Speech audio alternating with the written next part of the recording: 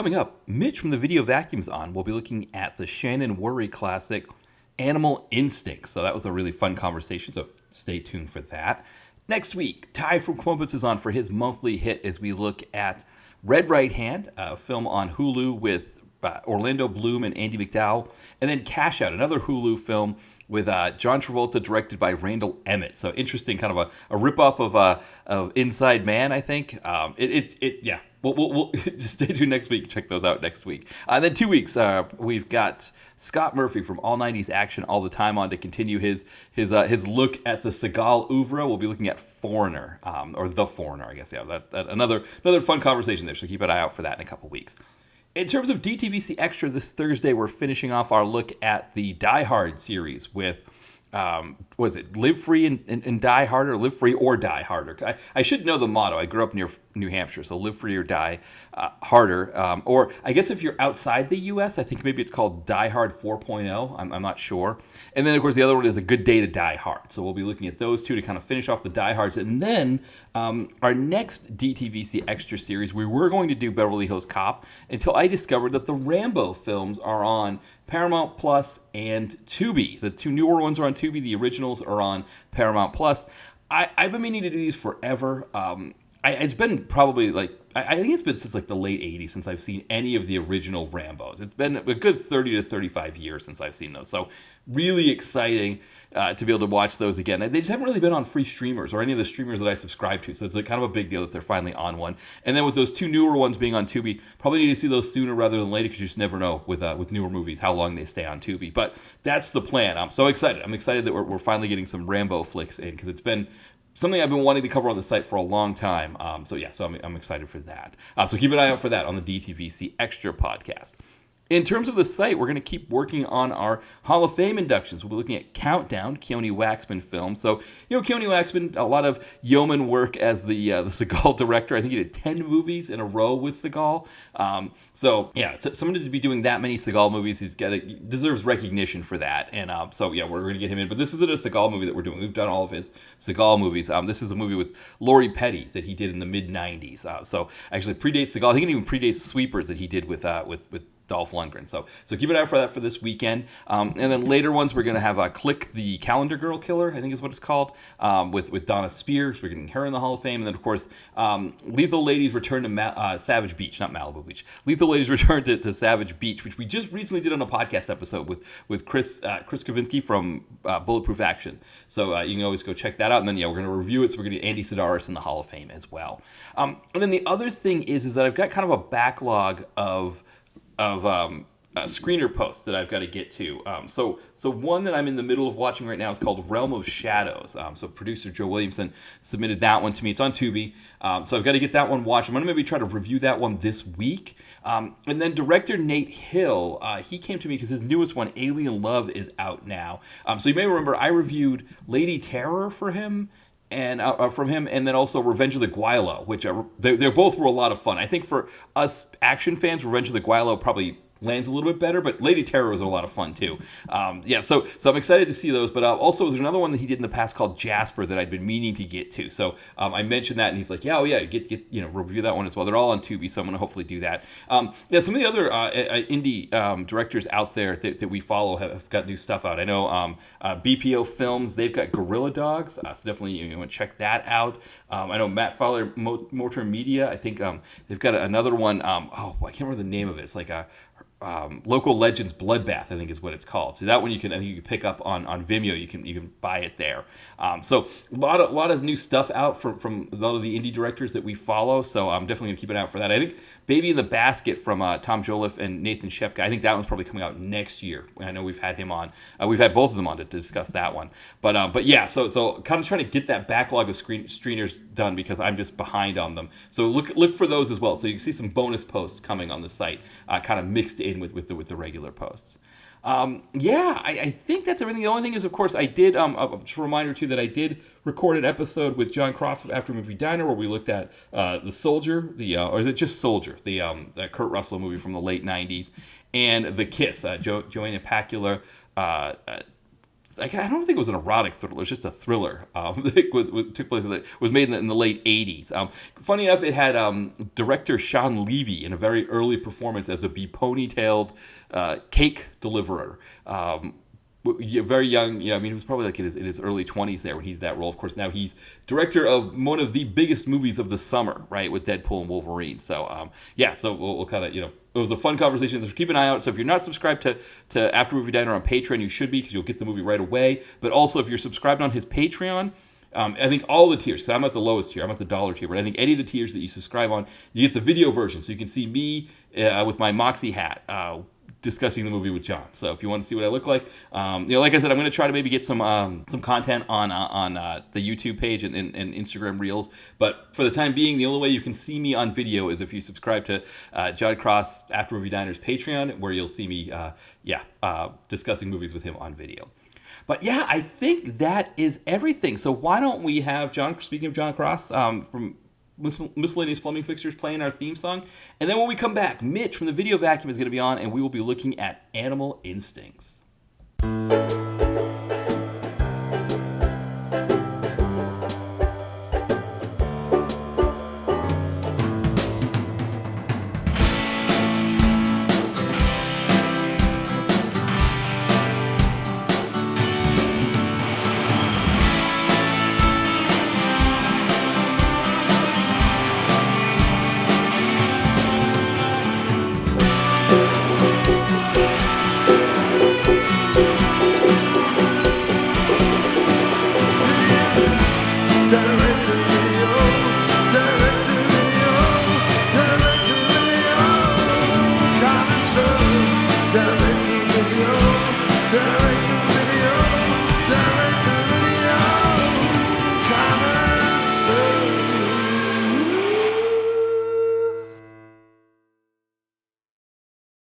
All right, welcome back to the DTVC podcast. As always, this is Matt here, and I'm joined by very special guest Mitch Lovell from the Video Vacuum. Welcome back, Mitch. Thanks once again. Yeah. Yeah, so I did the count, and this is the 15th time you've been on the show. This counts went way back in 2014 when you were on in the early iteration of the podcast. Wow, it seems like a lot, but at the same time, it feels like it seems about right. I guess like when Tom Hanks or whoever was hosting Saturday Night Live, he had the like 5-timer club or whatever. Right. So that puts me up in that rare air. That's right. I remember he gets invited to that room with what was like Steve Martin and Paul Simon. Yeah. Yeah, that's right. Yeah, so you're the 15 time. Yeah, because I guess it would be you and Ty. Ty's a little different because he has like that monthly hit on the podcast, so he's kind of always on. But I was thinking about, because you were on the 21 of the so for people listening, only 14 of the episodes are available, because the very first one you did, I still haven't put that one back up because the company that was hosting the podcast, TalkShoe, they had like a server meltdown, and all of the 2014 ones were lost. So that's why, like, and if the quality is good, I'm going to try to upload those ones. But yeah, so people, if they're listening, only up to 2014. But I think when I came back from hiatus, I realized that you were the first guest that I had on the podcast. I can't remember if Ty and Brett if I was on their podcast or they were on mine when I came back. But I think you might have been, if you weren't the first, you were the second after them. So so I think we talked about comic book movies then. Yeah. It's been a wild ride. I feel honored to have that many appearances. Yeah, for sure. I mean, it's always been great. We've talked about, the movie we're going to talk about today, Animal Instincts, I think just sort of adds to this eclectic mix of films that we've discussed. I think, you as your title of your site, The Video Vacuum, definitely have lived up to that in your guest appearances here, because it's crossed kind of every genre, I think. Yeah, well, I think too, it's just especially with the direct-to-video realm, there's a lot to kind of touch base with, and I think action predominantly floods that market, and but it's always kind of nice to take a little detour to see the seedier side of the video store shelves. Right, exactly. Well, because I think you and I run into the same thing where we want to. And I think you do a better job of sticking to it than I do, of sort of covering the whole gamut of DTV. But because not a lot of us are doing DTV action. I mean, I think it's like, the two of us, Ty, Brett from Muppets, and Chris at Bullet. Because I think with Bulletproof, I think it's Chris the Brain, who he does the older ones, the older DTV ones as well. So there aren't a lot of people doing those. So for people that are fans of those things, it's like, oh wow, okay, there's four critic reviews on IMDb for this movie. I'm going to go to all those and see what's going on, and then that's where it seems like the engagement seems to come from that a lot. Yeah, it always seems like, it's always us three, Ty and Brett and you and Chris. There's always like, that you can always count on, like, oh, if these three or four guys have watched these movies, I'm in the right neck of the woods here. Right, exactly. Or as I always say, like if I go to a movie and I see that you guys have all covered it and I haven't yet, I'm like, okay, I'm late to the party. It's almost like this has got to go to the top of my list of ones to review because I need to get this one done. There's definitely an issue there if I haven't covered it yet. Yeah, and it's always fun to see what you guys have seen, especially if it's one, like you said, if you're late to the party, or like, it's just to see, and also you don't want some overlap of the information as well. So I was like, well, they talked about that aspect. Maybe I'll focus on either the cast, or, and just kind of like uh, just kind of pick at the different elements there instead of just getting, kind of like a rehash of what you guys did. Yeah, because it's always interesting, right? Because it's like kind of both things, right? Where it's like on the one hand, you want to kind of see what everybody else said so you can kind of cover it with your own angle. But I also find too sometimes if I read other people's reviews, I almost start to gravitate towards their angle. Like it's like, oh, that was a good point. They should have brought that up. So it's like, yeah, it's kind of both. But sometimes I do it, especially too, if it's like if I feel like I didn't get the movie. Sometimes that also helps too. It's like, why did this movie not work? Like I don't know why, or is there something I'm missing about this movie? And so I'll read one of your reviews, and like maybe you covered the movie and you brought up an angle, something that was like this didn't work for me, and it's like that's what it is, or like mention like something that was like special about the movie. It's like that's what I missed. That was the piece of it that why more people like this movie or something like that. So yeah, it's always kind of fun to get those perspectives. Yeah, and two, I mean, and it's fun too to, kind of, not that we're in the same room, but like, together, we can kind of bounce ideas off of each other, and kind of get to what like didn't work or what did work, or kind of feed off each other's enthusiasm or lack of enthusiasm for what we saw, and as opposed to just, and it was always fun too, especially like in the early days, just like hopping in the comment section and kind of leaving like oh yeah, if you like this one, check this one out. And so it was kind of that was a cool way to kind of keep the conversation going. Yeah, one of the funny things I've noticed is like I'll go to review a movie and it'll be one that like maybe came out like in like the 90s, like in the early 90s or late 80s or something, and I'll see that like that one of you guys covered it, and I might go to like the old review that you did 10 years ago on it, or 15 years ago maybe even, and see my comment saying, oh, I've really got to watch this one. And it's like, oh, now I'm finally getting to it now, because you're right, like the comment sections aren't what they used to be, right? It used to be those comment sections were full of everything. Now it's social media that's the comment section. Now it's like Facebook and Twitter and stuff like that where people do the commenting. Right, and it's just how, trends shift and everything. But it was always cool, like, post a review, come back from dinner, and you have 7 comments waiting for you, and Yes. everybody would be kind of hopping in there and saying their piece. But like you said, now it's just like, I put them up, and a lot of the conversation comes from Twitters or DMs, or so, and it's still fun to do it that way. But like it's cool to like look back at these old reviews and like seeing you and Ty and everybody just like popping in and checking in, and Kenner, and Right. um you know so it was always fun, especially to look back at those old reviews and be like, oh yeah, I remember, you know like all the blood, when I was going through all the blood fists, and like everybody was like piping, oh, I've seen this one but I haven't seen that one. And it was kind of cool to kind of gauge everybody's responses. Yeah, and one thing like the Blood Fists and things like that too. That was great about those is because you knew so many people had watched them. Everybody had their opinions on which one were their. I mean, there were some kind of universally panned ones. I want to say six was universally panned at the Die Hard in a Missile Silo, Yeah, the with Steve Garvey with one. Steve Garvey, right? Exactly, right. So like some of them were universal, but a lot of times you'd get these discussions about which ones people liked better and all of that, and it just kind of added fuel to it, right? To like, if you like this one, check this one out. Or, I think with a lot of the action fans, they didn't really have an outlet at that time for those kinds of things. And they loved being able to say, oh, if you like this Gary Daniels movie, watch this one, and Netflix disc seemed to have a lot of those ones back then. Yeah, and that was an interesting thing too. Even the early days of streaming, that it seemed like they had like a lot of like Don the Dragon Wilson movies and kind of like a lot of PM movies. And now it's Netflix. It's like all their original content plus a handful of sitcoms or whatever. So it was always weird to see that that trend going from just kind of it being a haven for B movies and kind of just like just really random stuff to being like kind of the man. Right.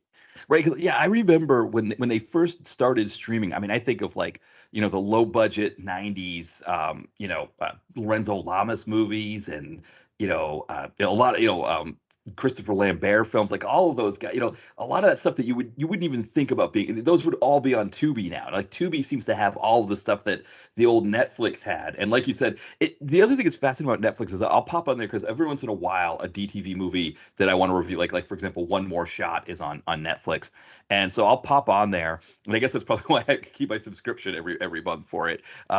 But I'll see something trending, and it is interesting to think, especially with like younger people, like what they gravitate to of like older stuff, like what of like that stuff they're consuming. It is always kind of fascinating to be like, oh, that movie is getting big, or like for example, like Suits was not a show that I would have expected a lot of people to pick up on, but it's like, yeah, I think it's going to be kind of a fascinating thing to see as we get older, more of like, what we thought of as sort of like either throwaway or we didn't care about, that like younger people consume out of the stuff from our generation. Yeah, when you look at the top Netflix top 10, sometimes it just seems like it would be random crap you would see on TNT like in the mid-afternoon or something. It's never like I think, gosh, what was on? It was like Pearl Harbor was up there one time. Right. I was like, really? That's okay. Yeah, look, let everybody watch what they want to watch, but it's just like some just the most randomest movie will be right in there with all the new releases, and you just shrug. Okay, I guess that's what kids are watching. Yeah, I wonder if like younger because I think that was part of how like Madam Web had that sort of second life on Netflix. Is I wonder if younger people are gravitating towards things that are been like notoriously panned. Like I think like I mean that Pearl Harbor movie. I think even now I think if you mention Ben Affleck's Pearl Harbor, I think that reputation precedes it so much that I wonder if they're just like I'm curious about this now. I want to see. It's like I want to see something that's so bad, from that time period that they're just so fascinated by it. Yeah, it's hard to tell because so much, taste is subjective anyway. But at the end of the day, it's like there's some movies on there that you would expect to be there, and then they just really. It's usually the fourth or fifth one in the top five. It's like really that movie? Okay. Yes, yeah, exactly. Yeah, it's always a fascinating thing. Something it's going to be interesting to watch, kind of, as we go, especially as like this younger generation. Like, recently my nephew came to visit. He's going to school at Rutgers, and so he and a friend came to visit here in Philadelphia before their school year started. And so like as he starts to get older, he's 18 now, but as he starts to get older, he starts to kind of find some of this stuff. Or his generation, they start to find some of these things. Like, I'm going to be curious to see like what TV shows that they find out of the stuff that we used to watch, or like movies too. And like you said, like those TNT new classics. It's like what are they going to think of, like Kiss the Girls or something, like was like, or Armageddon, that was on like 4 or 5 times a weekend on TNT in the early 2000s. Like how do those movies resonate with them? Yeah, I mean, and I guess that's the same how it was for like us in the '80s watching uh, HBO or coming home after school and like Jaws 3's on. It's like, well, I've seen, and it's you always see half of Jaws 3 because it was always seemed like it always came on right when the shit hit the fan at SeaWorld, and I was like, okay, Right. I sat through all, you don't have to sit through all the talking stuff. You just get right to the good stuff. So it's yeah, it's funny how generational movies just have like, or like uh the Beastmaster always being on TBS. Like that was always, it was on, we watched it, now we know it by heart. And it's like you said, it'll be interesting to see what the Gen Zs and the Zennials and all those people, what their kind of throwback classic will be. Right. Well, you make another great point there because like there is no linear TV viewing anymore, except for like maybe recently like the debate with Trump and Kamala Harris, or like sporting events, right? Those are always especially football, right? It's just everybody's watching that in real time. But like for us growing up, like I always joke about the Shawshank Redemption. I don't know if I've ever sat down and watched that from beginning to end before, but I've seen the whole movie because, how often in the late 90s, early 2000s it would be on TNT over the weekend. It's like, in college, you go to visit somebody before you go to the dining commons and they had it on. And I'd watch like 20 minutes of that while they were getting ready. It's like kind of put it together as a puzzle. Like I've essentially seen it that way. Whereas, for kids these days, they can always just start it from the beginning and watch it at the end, just by streaming it. Yeah, and that was kind of you know, in my generation, I mean, even when you had cable, you were still kind of stumbling on the stuff. Right. And then you'd have to go scramble for the TV guide or uh, the cable channel guide of like, what the hell is this? Like, I don't know what this is. And now with streaming, everything's there for you, and you start every film kind of right at the beginning, where and there's no, unless you're going through something like Pluto that still has that, kind of Yeah. that guide feature. I feel like there's not a lot of people that just stumble on the stuff now, and then you're like, you watch something intently for 40 minutes, and you're like, okay, well now I have to find out how that started, and then you look through the guide again. Well, crap, it's not coming on till 3 a.m. uh next Tuesday, so now I got to set the VCR. It was Right. like it was a whole deal, and now you just hit a button and boom, there it is. And heck, even if you have one of the voice activated remotes, you say give me whatever movie, and it's there. Right, yeah, it just loads up for you, exactly, yeah. Which is, yeah, that part of it is crazy too, because it's like you mentioned about the stumbling. I mean, I think that happens now on Twitter, and I think it's like one of those things where like maybe a famous celebrity or something mentions a movie they did or something, and suddenly like all these young people see it and they're like, I never heard of that, like because you never know what's going to be trending on Twitter at any given time. But I think that might be part of it too, is that people. I think from my own experience, I remember TV's Frank when he was joking about the kind of the backlash or the negative response that was coming to the Marvels. And part of the idea was the idea that you had to do homework to see the movie. And he made this joke that like nobody had seen every episode of McHale's Navy before they went and saw McHale's Navy Goes to the Air Force. And I'm like, I didn't even know that movie existed. I look it up; it's got Gavin McLeod in it and everything like that. And so, of course, that wasn't anywhere I could find it. But it's like, I think that's how people find about that's the stumbling thing now. Is that like somebody tweets something that you're following and you're like, oh, I want to check that out. Yeah, or the what I like I get snowballed into this, where like you might also like the recommendations on Tubi, and I sit there stumbling on the stuff that I'll never watch Right? because I just keep Exactly. adding it to my queue, and I already have 400 movies that I'm never gonna have time to watch anyway. But I'm like, oh yeah, I might like this badly dubbed kung fu movie that's directed by Godfrey Ho. Yeah. And then they give you seven more, and you just keep adding and adding, and anything that has the word ninja. Yeah. Okay, and then you start, and then you forget why you even open up the app in the first place, and Right. and Well, then you go watch something else. and does the app now? Does your app do the same thing where it tells you like, "Hey, you've got this many movies in your watch list. Why don't you watch something?" That's like, or does it clear out and it's like, I don't think they designed it with the idea in mind that somebody's got like almost 400 movies in their watch list. It's supposed to like be reminded of the app of like to watch something. It's like like you said, I think I spend more time adding movies to my watch list than I do actually watching movies on Tubi.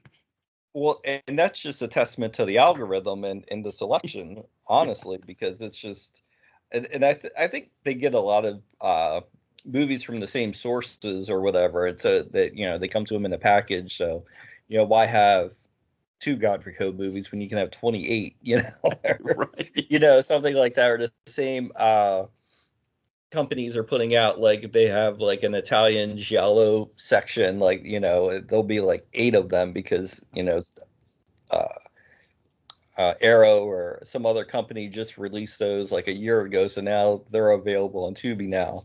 So, and actually, I mean, whenever like somebody like Vinegar Syndrome has a sale, I always like will go and watch some of the stuff that's on Tubi, and if I see something I like Devil Story, which is amazing, it's just in a French horror movie that's just I could tell you about it and you still wouldn't believe me. You have to see it on Tubi. So like, and then they had it at the last sale. It was like $7. I'm like, sold. So it's also like kind of a good gateway into like building your Blu-ray collection as well. Yeah, because that's the thing. That was always the myth about Napster and illegal music downloading, was this idea that it was going to cannibalize the music industry, or it was going to, it was essentially killing the music industry, when really what was killing the music industry was the fact that no artists were putting out singles anymore. And it was like, well, if you want this one song, you had to pay, $18 for the whole CD. And people were like, well, the hell with that. But really what Napster did do, and now, Spotify, I guess, could technically do the same thing, but it was like advertising the group. So it's like, okay, I like this song, I'm gonna go out and buy the album, because if I like the group enough, I would buy the albums. And I was still buying CDs and stuff like that. And I think the same thing is true for like Vinegar Syndrome and all these other outlets. So like they can use Tubi. It's like you don't get the money from the streams so much on Tubi, but you can sell your movies as a way to say like, hey, come buy it on you look it up and like, okay, well, the Vinegar Syndrome one has like all these features and all this stuff. And like you said, it's a Blu-ray to add to your collection. So yeah, I wonder if more companies are going to use Tubi as a way to sell the physical versions of their movies to collectors. Yeah, I mean, typically they will put out movies that have been on Blu-ray already for a year or so. So it's I think they've gotten their first round of money from the initial sale or the first release, and then they wait a while, and then they might kind of look at their coffers and say like, oh, this X, Y, and Z title hasn't made much. Let's throw it on Tubi, see if we get any rebound money. Yeah, because it makes a lot of sense. Because I think it opens it up to a market for people that I mean, part of the reason why I don't usually buy physical media is just because our apartment's small, and I just I've got like crates of DVDs already, and I've got some stuck at my when I moved down here, I left a bunch at my parents' house in their basement that are so it's like I don't have a place for physical media, but I also can appreciate if I'm watching a movie on there. There's also, I think, a sense too of like wanting to support the companies like Vinegar Syndrome, Severin, whoever, that are putting their movies on Tubi. But yeah, it's like you said, that you get that initial wave, right? Like, Vinegar Syndrome announces, oh, we're going to put out China O'Brien 1 and 2, and everybody buys it right away. That first wave of people buy it, and then it's like you can put it on Tubi and get a new audience of people, especially like younger people who wouldn't even probably don't even know about China O'Brien, other than through our sites and podcasts and things like that. They wouldn't even know about a China O'Brien, but then they discover on Tubi and they're like, hey, this is actually kind of cool. Maybe I'll buy a copy of it so I have it. Yeah, it's a great way for them to kind of sell it, a second time around. And it's cool too. I mean, because it's always there. Because there's nothing worse than putting something in your queue and then 2 months later going to see it and it's been taken out, and like Right. you wonder if you'll ever see it again. And so, especially like my daughter, like she's getting into horror and action movies and stuff, and so I just have it on the disc. I just go right to the cabinet and pull it out, and we can watch it. So it's and it's a good way too to kind of curate too. Like if I'm showing it to my daughter, if I have friends over for a movie night, I can grab something that's maybe a little off the beaten path, but it has a physical media release, and I can say, "Oh, let's check this out." Whereas, you might endlessly scroll through Tubi for something to watch, and then by the time this happens, it might just be my ADHD brain, but getting halfway through and like, why did I even come onto Tubi and then wind up watching something completely different? But Right. No, that's true as well. Because you're right. Like that's the biggest key. I mean, that happens. I don't know how often that happens on especially on Tubi, where it's like I get a movie on there and I'm ready to watch it, and then like, I put it in my queue, and then it's like for the with the site, I've got it's one of those things like I don't want to watch it so far before I'm going to review it because I want to keep it fresh in my mind for when I review it. So it's like, okay, I've got a slot set up for this. I'm going to do it, and I'll be ready to do it. And then I go to Tubi to watch it, and it's like, no, it's not there anymore. And that is like probably the most frustrating piece. I mean, the shell game with that. I mean, we subscribe to a lot of the different streaming sites, so it's like. I think like for example, I'm doing the Die Hard movies for the solo podcast, and I had them all set to go on Paramount. Then when I went to watch them, they had moved to Hulu. So at least they were on Hulu, so they were somewhere I could watch them. But is that whole shell game thing where it's like 3 card Monte? It's like I wouldn't suggest anybody do this here in Philadelphia, but yeah, every once in a while you'll see somebody who played a shell game on the subway or something like that. It's like you put your $20 down, thinking you know where that's going to be, and then they hit your bank account for the $20, but take the movies away that you want to see, and they move them somewhere else. yeah, I mean, it's always frustrating, especially I've only had this happen like twice, and luckily I was able to find it. But like, I started watching something like on the 31st, Hmm. and then on the first, I came back and it was gone. Yeah. But then, like you said, it was on like Hulu or something else. I think it was like Hitman Agent 47. Not like it would have been the end of the world if I didn't find out how Hitman Agent 47 ended. Right. But it did. But it was like, oh man, and then it's like, so at least you know like if you have that kind of scenario in the back of your mind, like I can put it on here, but I'm gonna have to watch it soon, Yeah. especially if it's something that you're at least know you're gonna watch, and you're gonna have that FOMO when it comes out, when it's taken off the site.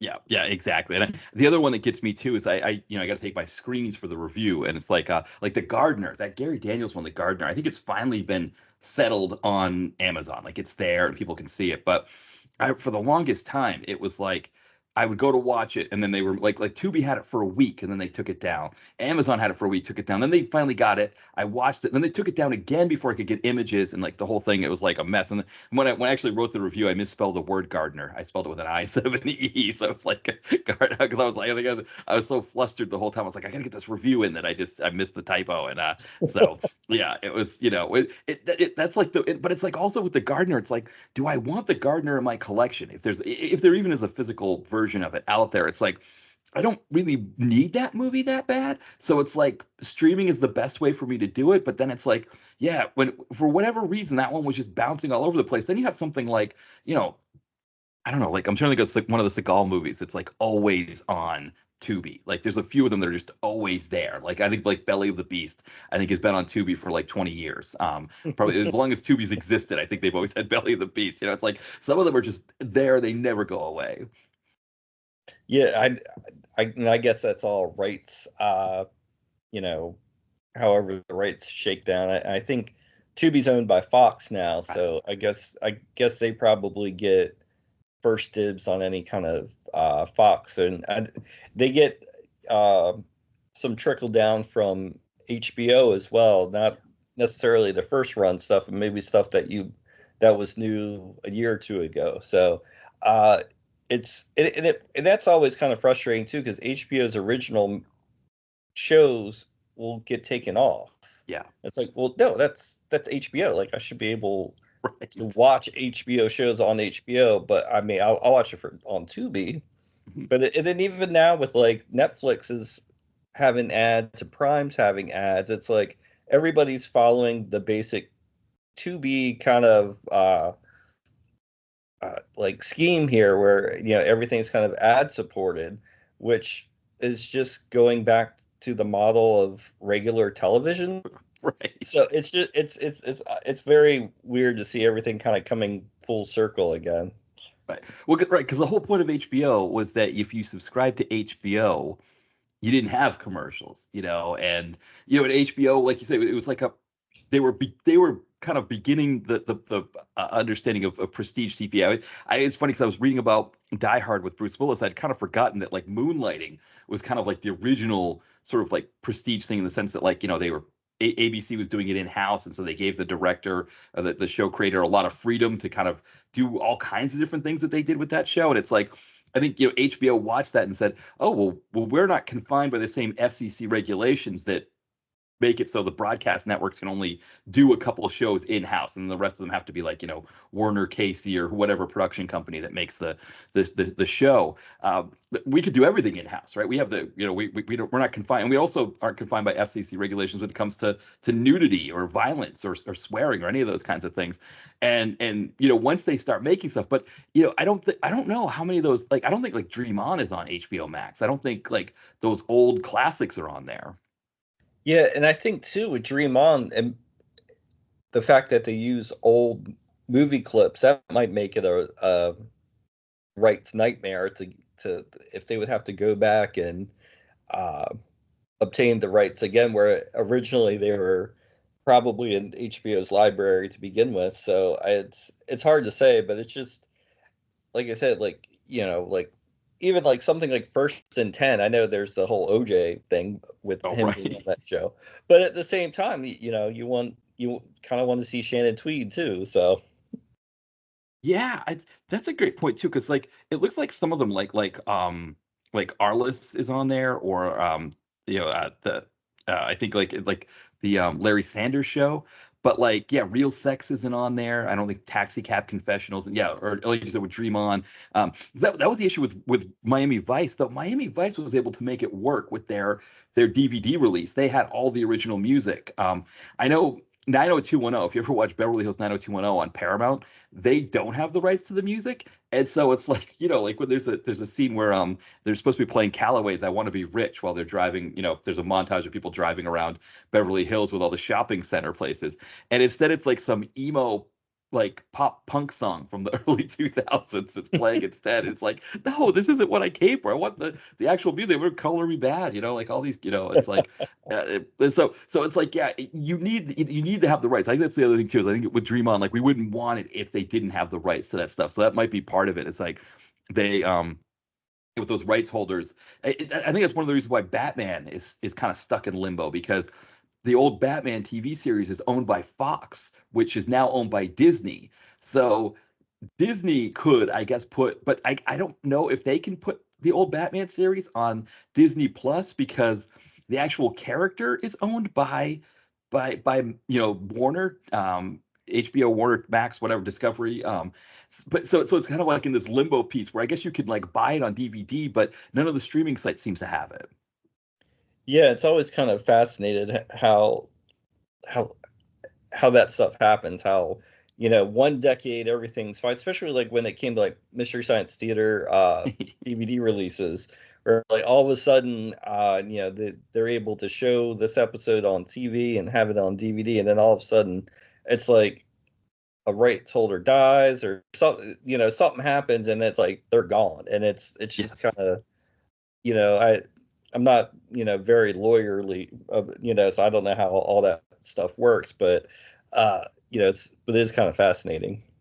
Yeah, it's funny when I first started my site, I had all these MST3K episodes on my computer, and at that time on YouTube, you couldn't post anything more than 10 minutes. So I had this like software that could cut the movies up into pieces, and I would post them all on YouTube, and I got tons of views, and it would get people to go to the site. But it wasn't MST3K that busted me for using their episodes. I think it was the person who owned Rocket Ship XM. I think they put in a copyright claim, and that got my site busted. It was like one of those things where like all the I had to take all the episodes down. So yeah, with MST3K, it seems like they're cool with it; they don't care. But yeah, like they had the rights to something at one time, and like you said, like some especially with those movies. I mean, those things were made in the early '90s. So a lot of these guys who were born in like the 1910s, 1920s, that were making these movies. Um, there yeah, or like even like you said, like it could be like the father, like the son might have had the rights, and let MST3K have it, but maybe a grandson now has the right, or granddaughter, somebody has the rights now, and they're like, oh, no, or maybe that grandchild sells the rights to all of the estate's movies to make money, and somebody else has the rights now. Yeah, it's kind of a crazy thing.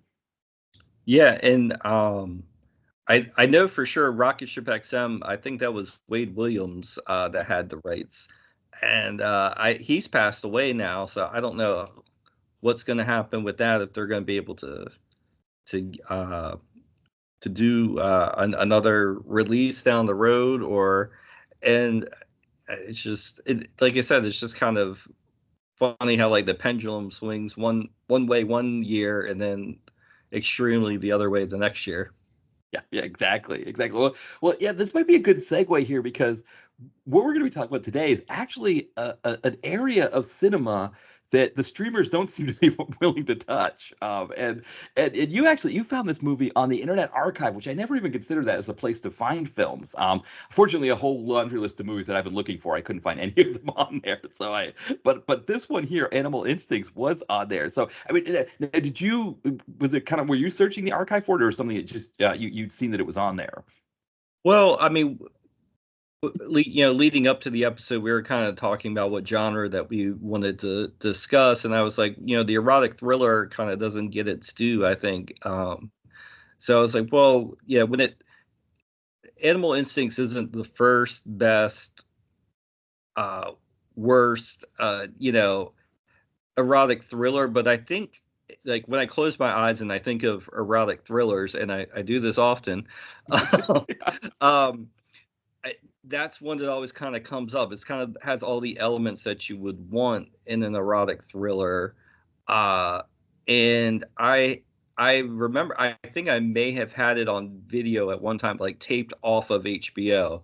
Um, and we were talking about, and that was another thing, that like a lot of these movies aren't readily available to stream, and a lot of the times you'll have to either go secondhand to get a VHS or a DVD. Um, but I was just like, well, let me just search, and it came up under Internet Archive, and that's, which is cool, because like I find a lot of like odd uh like celebrity workout videos, like they have like a really kind of like wealth of just kind of random stuff that might be too hot for YouTube, so to speak, but aren't actually, explicit kind of material. So I was like, wait, and like I said, I think Animal Instincts is just like one of those kind of, if you went into the video store in the 90s, like it wouldn't have been in the back room, but it would have been on the shelf next to the back room. Right. To like entice you to keep going to the back room. And I think it's just kind of like one of those kind of, uh, we could talk about Basic Instinct or any of the kind of more well-known ones, but it's kind of more fun to kind of dissect one that's just kind of just like a very uh, typical genre offering. Yeah, because one of the interesting things, you mentioned Basic Instinct, that came out in March of '92, and then this came out, according to IMDb, this came out in October of '92. And I do think that there is a little bit of a split that happens with the genre, with the erotic thriller genre post Basic Instinct, where there's a lot more copycats that come out, and those copycats focus more on the thriller and less on the actual sex. So they aren't kind of like the softcore porn kind of movie that this was. They're not like late night Cinemax kind of movies or late night HBO kind of movies. They're more like late. They could be a late afternoon HBO kind of movie, and you'd watch it, and yeah, probably a little risque for a kid to be watching it, but not so bad that that, like you said, that it would be near the beaded curtain at the rental store. Yeah, and I think it's interesting too how the genre kind of started kind of like in the early 80s with like big name stars like Kathleen Turner and Body Heat and Jessica Lange, and kind of like uh, Postman Always Rings Twice, because they were just doing updated kind of 40s film noir tropes with the sex and the violence that you didn't get to see in the 40s. And once you kind of get further into the decade, then people like Roger Corman are making like Body Chemistry, anything that had the word body in the title, or like as we see with it, Instinct. I think there's like always seven different ti words in the title. It was like illicit, instinct, erotic, obsession. There's always, it was just a word salad that you just kind of make from a word bank and slap any of those two title as one, and you had yourself an erotic thriller title. Um, Yeah. but yeah, I think once Roger Corman kind of got uh, making the erotic thrillers, then you start seeing like all the DVD or DTV competitors kind of mining the genre. Yeah, and there was also, I think, this point where, like, we were just talking about previously about, when HBO kind of discovers, like, oh, we're not confined by the same rules as ABC, NBC, CBS, and we can do more things. Cinemax as well, right? Cinemax, I remember that, yeah, I was looking this up on Wikipedia a long time ago that, in the early 80s, it was like Robert Culp on Cinemax, like, hosting classic movies. It's like, like Jack Lemmon films and things like that. And then they realized that late at night they could cater to a different audience, and that's where you start to get these movies. But then, now that they have this place for these movies late at night, they needed movies, right? So now the industry had to come in and fill that void.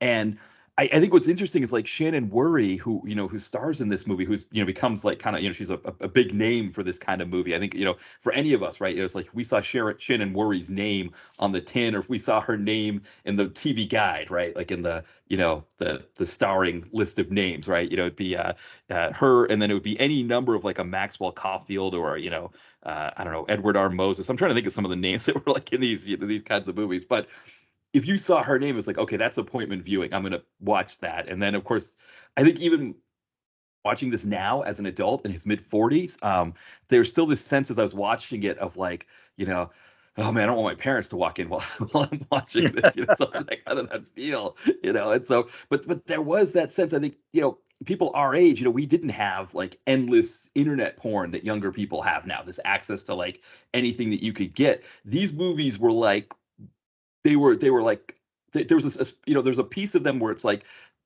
I don't know how to explain it, but there was something special about these movies that there was something we were getting here that we couldn't get anywhere else. Yeah, and I think too, like you make a good point with like internet porn. Like if you want to watch um, Two Girls, One Cup anytime, you just whip out your phone. Not that you would want to do that. Please don't do Right. that. Anybody listening. But if you wanted to, like, you just bring out your phone and there it is.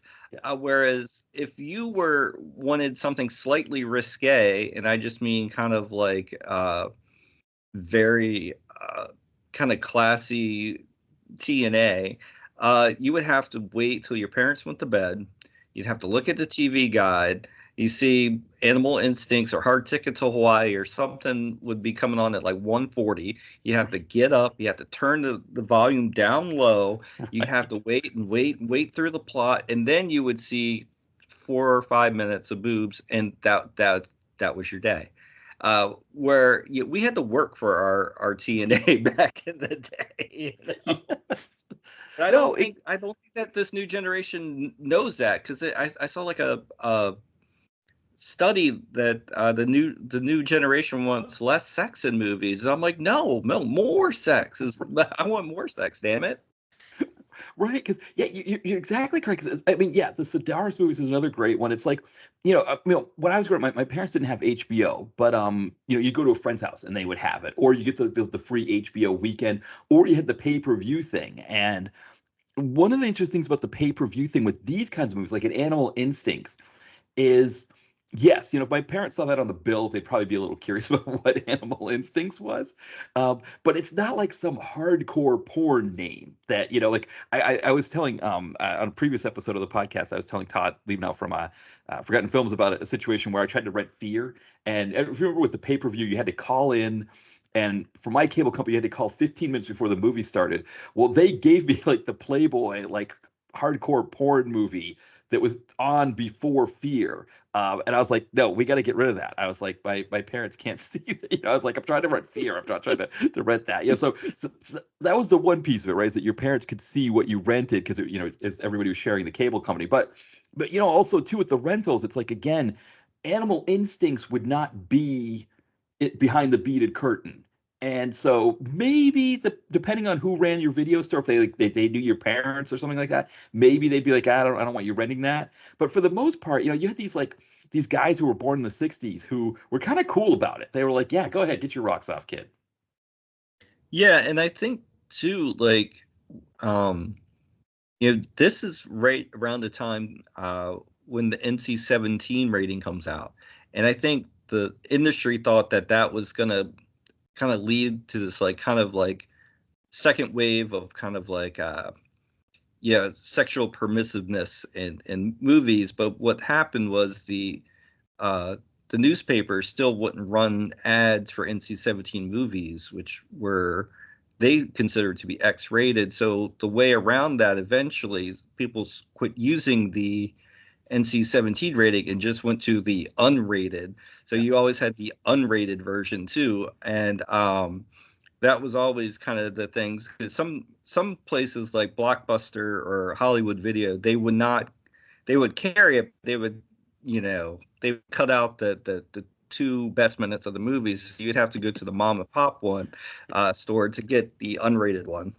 Yeah, right. Because that's correct. Because like the other thing, right, with the NC-17 is that I think it was like Madonna's Body of Evidence was originally going to be NC-17, and I can't remember if it ended up being NC-17 or if they cut stuff out of it to bring it down to R.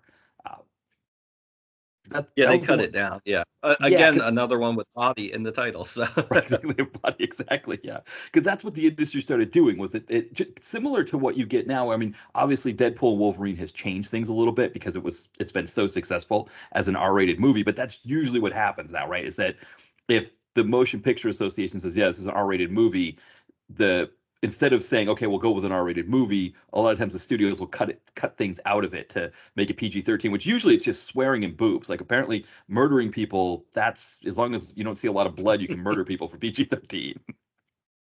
yeah, and it's kind of interesting too because that for a long time that was the business model to either put the movie in theaters as an R and then put out the R and the unrated version on video. And it's like, your Joe Average that goes to Blockbuster, he would get the R rated, and then, guys like you and me would go get the unrated. Yeah. Yeah, that was always a big thing, was making sure. I mean, I remember when DVDs were first becoming, kind of a big thing in the early 2000s, and I was starting to, I was, out of college and actually, had a job, and though to some extent I had a job, but I was also probably putting a lot of things on a Best Buy credit card that I probably, was spending a little bit more recklessly on. But it was like, yeah, like that was a big thing with DVDs was that I think the industry knew it wasn't enough to just sell a DVD version of a VHS. They all had all these special features. And one of the things, a lot of times with horror movies or with like erotic thriller or anything like that, was that they had unrated versions of the movies and be like, okay, you can buy the unrated, you're getting something special from, you're not just upgrading your VHS to a DVD, but you're getting a different version of the movie as well. Yeah, and that was always kind of, like that was always kind of the fun thing. Like, a lot of times too, you would know ahead of time, like I'm just gonna wait for the VHS or the DVD because it's gonna have that, and it's never. I'm not saying it's never a guarantee that they're going to be the really steamy alternate scenes or whatever, because sometimes it's just an extra scene of two people talking, or it's just a 30-second flash, or it's an alternate camera angle. But I think at the same time, like, that was kind of the carrot, at the end of the cart there. Be like, oh, okay, well, you're gonna at least gonna watch the unrated version, but you just might watch it in the theater. Uh, and I think too, it was always fun too when you had like the that first wave of DVDs where they would have the alternate angles. Oh I don't know if yes. you remember that, where like, you could actually do like a branching version of the unrated and the rated version, but it seemed like it never took off. I always thought that was one of the cooler things about DVDs in the early days. Yes, there was that, right? You could have those alternate angles. I think there was going to be an like I guess the studios wanted to release an alternate version of the Big Chill that had Kevin Costner's scenes in it, and Lawrence Kasdan was like, no, you can't do that. And I think that was part of what happened. I think right was that the directors stepped in and they were like, well, no, I don't want this footage out there. I don't want So now it's like a big thing, right? Like Richard Donner, for example, when he was when they were putting out DVD versions of Superman, it was like we had the Donner cut, but also he like approved all of the reshoots, all those kinds of things. And James Cameron, I think, is like that too. Like some of the like they now approve everything, and I think that's part of the reason why we don't get that. It was like that, like you said, that was the original selling point was you get the different angles and the branching and all of that. And it seems like I think the directors or filmmakers involved were like, no, I only want my vision of the movie available. Yeah, and which is fine when you're talking about Big Chill or anything, but we're talking about late night, softcore stuff. Like give us that extra 2 or 3 minutes there. But it was I can't really say it was the Wild West, but it was definitely kind of you know slightly uncivilized times that it kind of made it feel, especially when I'm talking about like I'm in a teenager. Like I could drive, like you said, like I could drive to go there, and maybe I have to wait till the right guys behind the counter to rent it, or the other side of it was just wait for it to come on cable and then just tape it and then watch it whenever I could. But many times over, I'd always scope out all the VHS stores, especially, and those were the erotic thriller ones always seem to wind up like in the resale bin too. So I think just because they were bringing in more inventory and they only had so much shelf space on that back counter there, so I always picked up like a lot of erotic thrillers like Victim of Desire. I think there was one like Midnight Secrets or something. It was a lot of like the mainline releasing movies, like, and I'd always pick those up for like $10, which was a steal, back in like 99, 2000. Right, because at that time when Blockbuster starts killing the mom and pops, and there's some other big chains that did it as well, like Movie Scene or whatever, but when they start killing the mom and pops, one of the things they did was they bought out the mom and pop stock.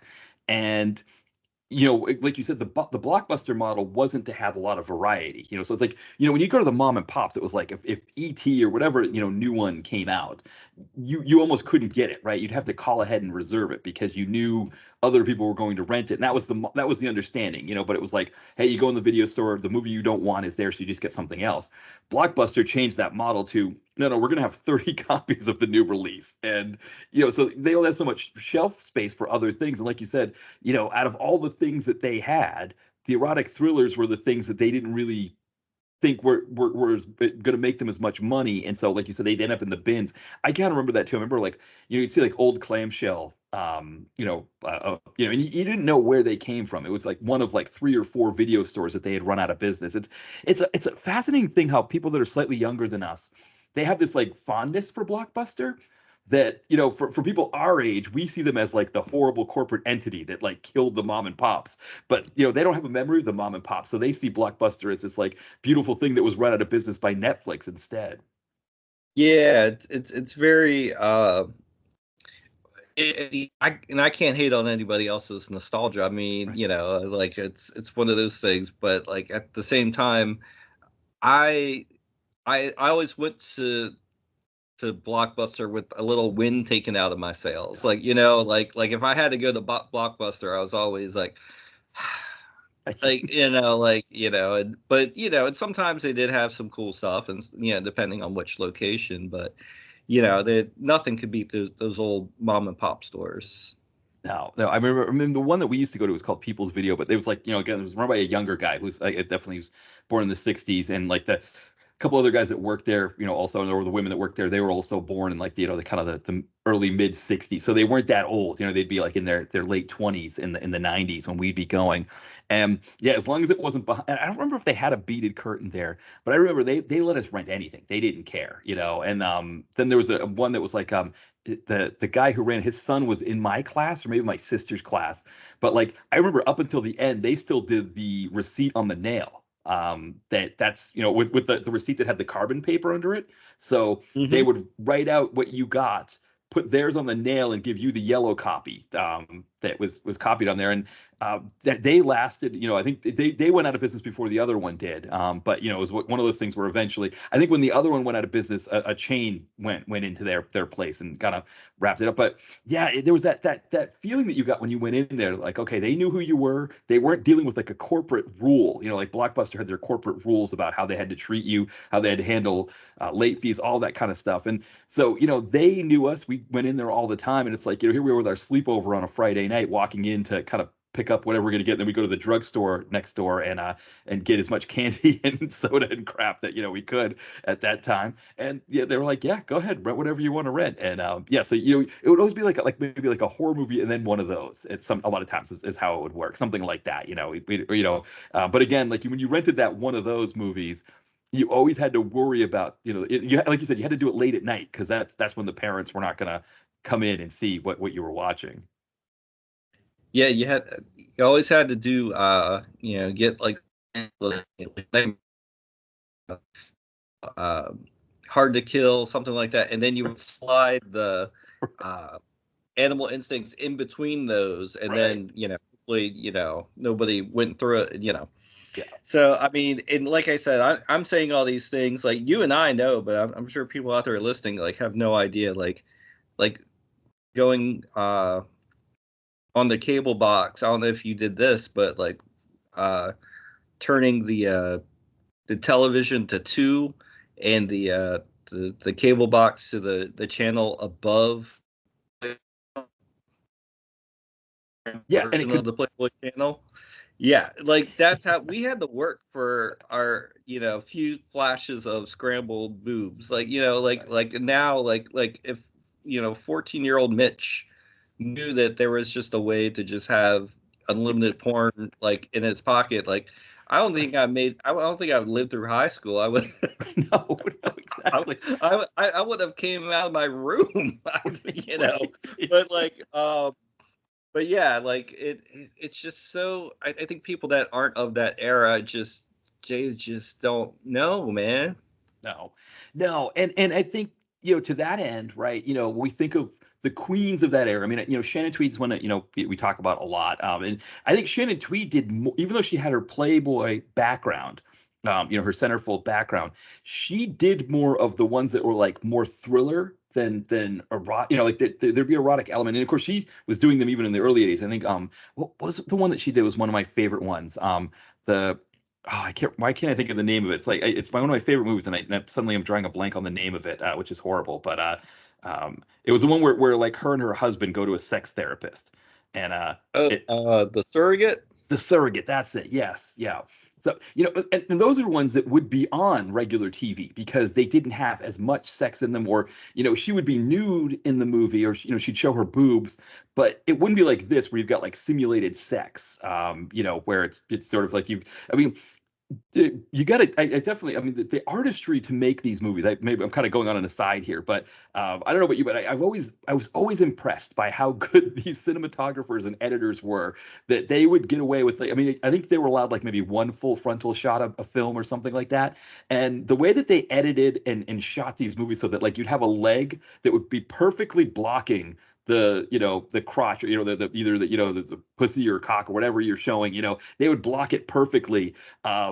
Your a head would be exactly where it needs to be. I mean, everything would be blocking just right. The artistry that went into making that so it didn't cross the line into what's considered, triple X or hardcore porn, it always amazed me. Well, it Animal Instincts was shot by Wally Pfister, who is or at least was Christopher Nolan's director of photography. So when you know that, you see, like you can imagine Christopher Nolan watching this, like on cable, 20 years ago, and be like, man, look at the way this is shot. I got to get this guy for Batman. Right. That's a great So point. it is a very, that's one of the another thing to talk about. It's a very classy movie, which you don't really think a movie called Animal Instincts Right. really would be. And I think what elevates it is the cast. It's got a great supporting cast: John Saxon, Jan Michael Vincent, Maxwell Caulfield, David Carradine, and then you have Shannon Whirry, who has a real way of kind of embracing her animal side, her sexuality, while still maintaining this innocence about her, and it makes it fun and not like necessarily sleazy, like in a way that you may think that some of these movies are. And some of these movies are sleazy, but this one, it feels like it could almost be a Lifetime movie without the boobs.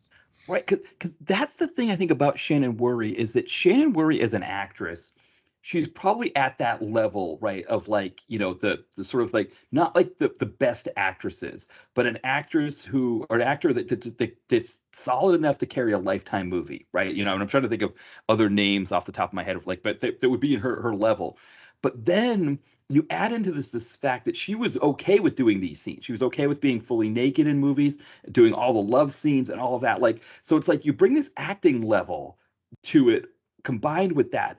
And I think it's what made her such a star in these. It's like that she could do both. That she, I think there would have been a ceiling for her acting. Like it would have been probably a Lifetime level movie, but she did these. She was okay to do these movies, and I think that's why filmmakers wanted her in these movies because it's like, oh, she can act and she's willing to do this stuff. And she looks amazing. I mean, she has one of the best physiques. When I was watching, I'm trying to think like who has a better body than Shannon Worry, and I was drawing a blank because I was Yeah. like, she is, and they coupled with the way they shoot her and the way that she's lit, and it's like, uh, it like I said, like it just scrambles your brain, like because like when I saw this one, I was like, I think 15 or 16, like I was like team Shannon Worry for like, the whole summer or whatever. Like anytime, like you said, like looking through the cable guide, when's the next Shannon Worry movie coming on? Because I'm gonna be there. Yeah, yeah. I mean, she was like I think that her IMDb description, they say she's got girl next door looks, and then for a series of young men, and then they say even older men. She's the one that we wish lived next door. And yeah, she you knew it like I said, and I think for me one of the other things was my friend.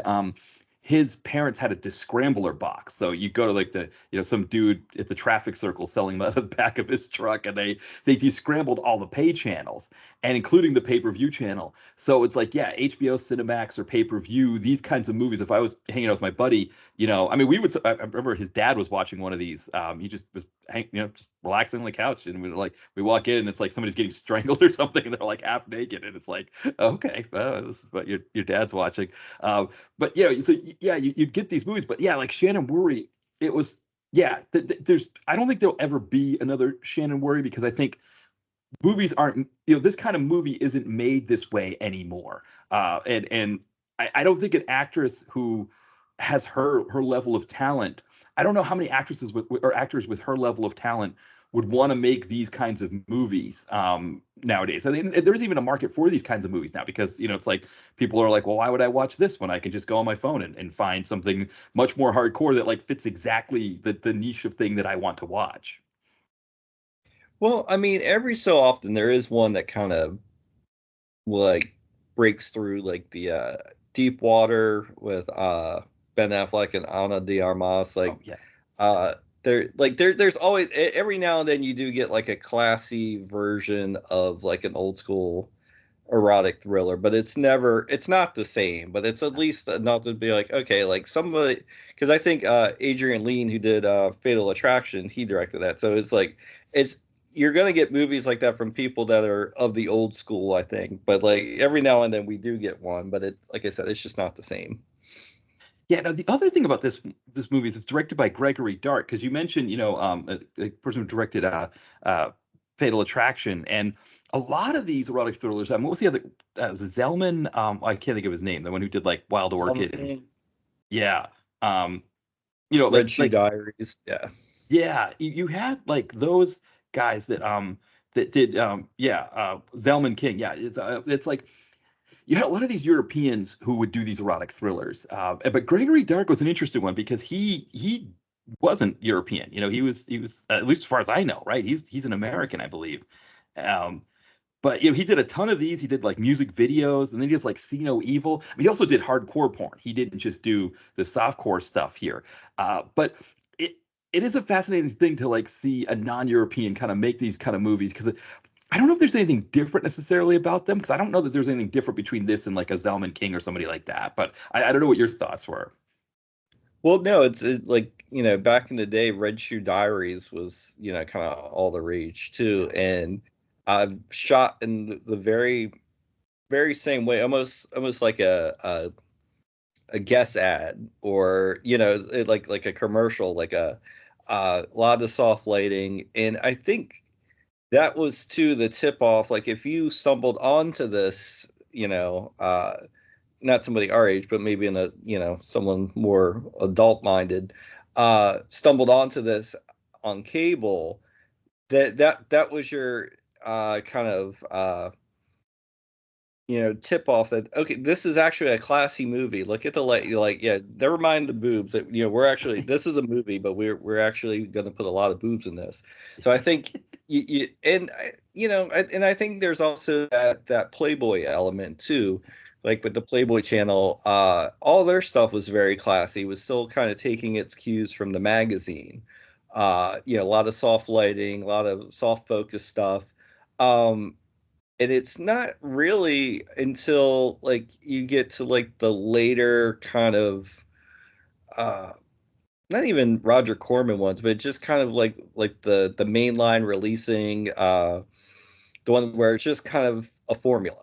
Yeah. And where it's just like every 3 minutes you've got to have somebody bouncing up and down. And it then it I mean, there's nothing wrong with the formula, but it seemed like that early cycle, the movies of Gregory Dark, like this, the Mirror Images series, the uh the illicit dream series, they had Night Eyes. They all had like a personality. Like you could watch a body chemistry movie and knew it was a body chemistry movie, and not a Night Eyes movie.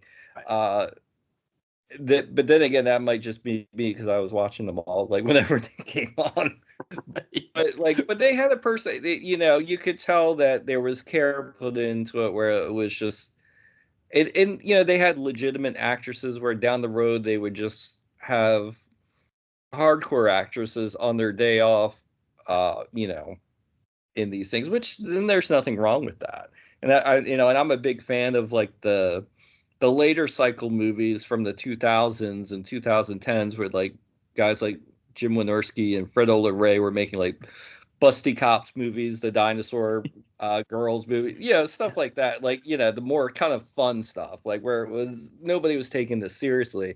But it's interesting where, kind of serious drama and softcore, kind of the Venn diagram kind of goes right in between, and you have movies like Animal Instincts. Yeah, no, I think that's a really great point. Well, yeah, well, maybe what we'll do, maybe we'll get stuck in a bit here on Animal Instincts here, because this is I think it's one that like the fact that it's on Internet Archive I think is great because I think for people who haven't seen this one, it's a classic. I think you're right. Like it's one of those ones. I mean, if you're thinking of Shannon Whirry, you get the exact Shannon Whirry that you want, for sure. So I mean, the movie opens with her getting ready to go to a therapy session, and we get a lot of focus on her putting like lip gloss or painting her lips. It's very saliva-y when she's doing it, but they really they focus on that. But then we also get like the nice suburban LA area where paper boys riding by, kids are running around, people are walking their dogs on the sidewalk, nice houses with some lush greenery in front. And then, she's pulling up her nylons, right? And she's doing, all of her stuff to get ready. There's sort of that sexy behind closed doors feeling there. And I think that's always a sense that you want from these erotic thrillers, right? That there's a this nice world out there, and then behind closed doors, people are doing things that can either be it's just natural things people do behind closed doors, but society doesn't want to know about it, or it's illicit kind of things behind closed doors. Yeah, absolutely. That's an important element. It's got to be like you have to say like yeah, like even when you were saying Shannon Whirry, the girl next door. Yes, she is, but wouldn't it be great if she was also like a horn dog? Right, exactly. Right, like what is she doing? Right, as kids, right, as teenagers, and I feel like it's not so crass to say as teenagers, right? If you're like in my neighborhood, of course, my parents were like the only like younger family that lived on our street. It's all elderly people for the most part that lived on my street. So it wasn't like there was any girls next door or anything like that for me. But like, yeah, there's that sense of like, like, oh yeah, what could they be into, right? When you're younger, you're kind of thinking those things. And yeah, Shannon Worry, she definitely embodies that, and they kind of set that up right here with her. And when she's in the session, right? Again, I think initially thought it was a therapy session, and she's talking to this woman. We see the woman off screen, we hear the woman off screen, but we don't see her, and she's like, "Oh, you must know, you know what happened or everything, that something big happens, and she's alluding to it, but she starts kind of talking about her relationship. And then we see her in bed with her husband, Maxwell Caulfield, who, I mean, for me, I don't know what your thoughts are on Maxwell Caulfield. I feel like this was another reason why this has a Lifetime movie feel to it, because he could replace William R. Moses in any, or Tim Matheson in any Lifetime movie. Yeah, I mean, and I like Maxwell Caulfield. I think he has a narrow range, but within that narrow range, I think he's very good. And he's kind of perfect as the voyeuristic kind of square husband that has maybe half a layer more to his character than you were expecting. Uh, I think you know when he stays in his lane, I think he can be effective like he is here. Yeah, that's for sure. And I mean, he's effective right away. Whereas again, here we are, looking at her as the girl next door.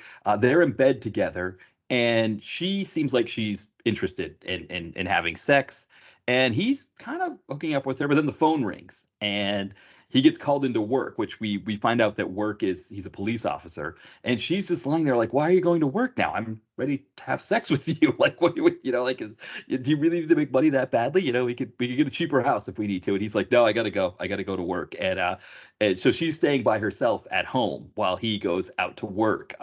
So we already get the sense, right, that there's something going on in their marriage, that he's not as interested in her as he used to be.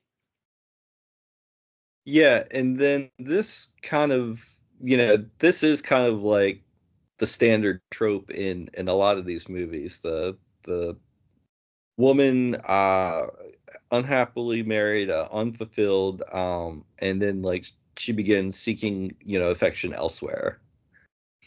Yeah, and that's kind of what she does. But before she does, we get introduced to Maxwell Caulfield's partner, who is Mitch Gaylord of all people, which is just fantastic to see him in that car. And he's like talking about hooking up with women and all that kind of stuff. And it's like, hey, if he's gonna have a partner in a movie like this, I'm all for it being Mitch Gaylord.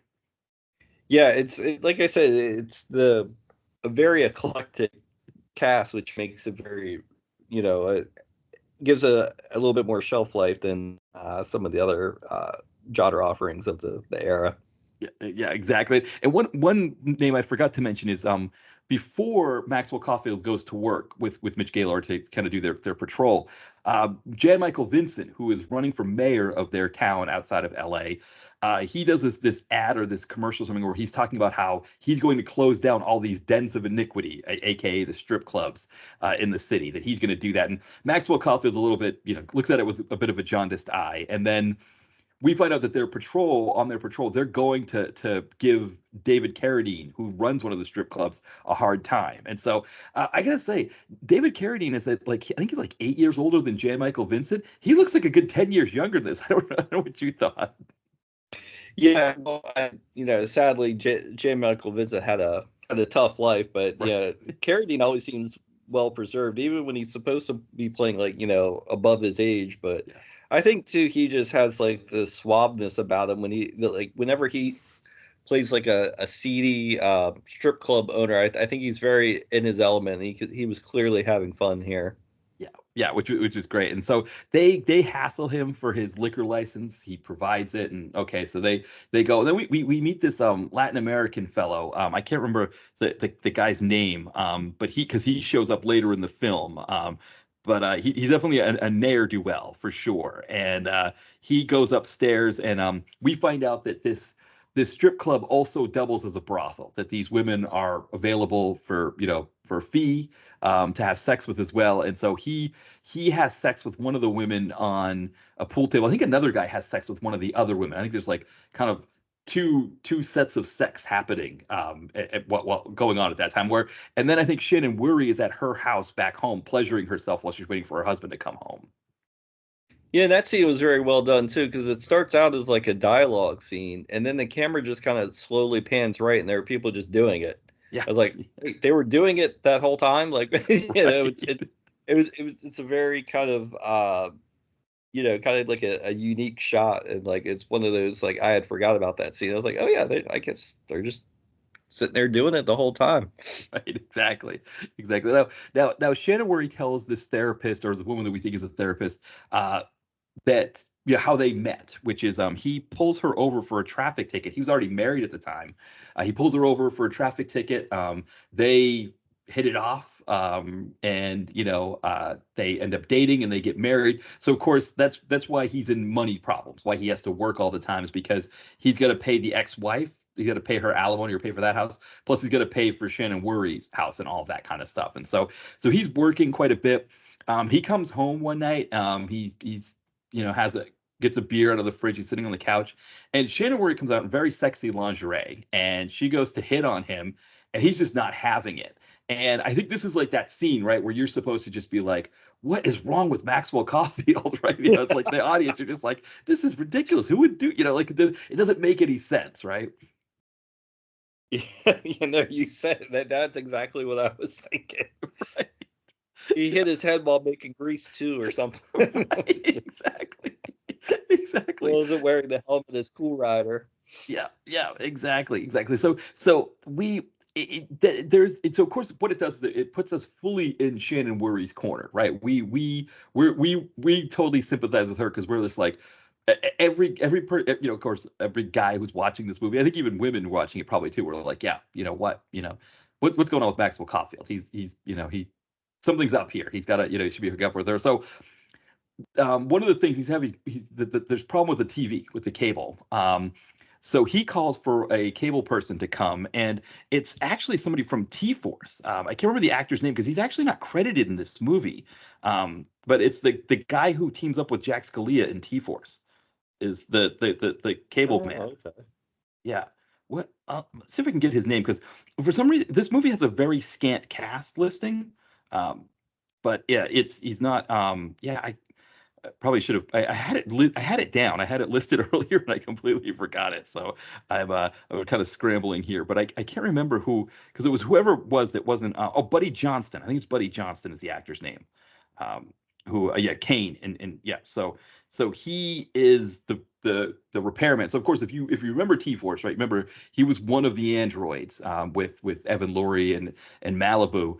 But he comes, shows up with a repairman shirt that's probably a size too small for him. It's got a ponytail, and Shannon Worry shows up, and she's like starts hitting on him, and he's like ready to fix the cable, and then he realizes she's hitting on. He's like, "Well, I'm married," and she's like, "Well, I'm married too. I guess we have that in common." And so they head to the other room and have sex, and this is one of the issues, right? I think is that if you're the repairman, you probably want to get in and get out as quickly as possible.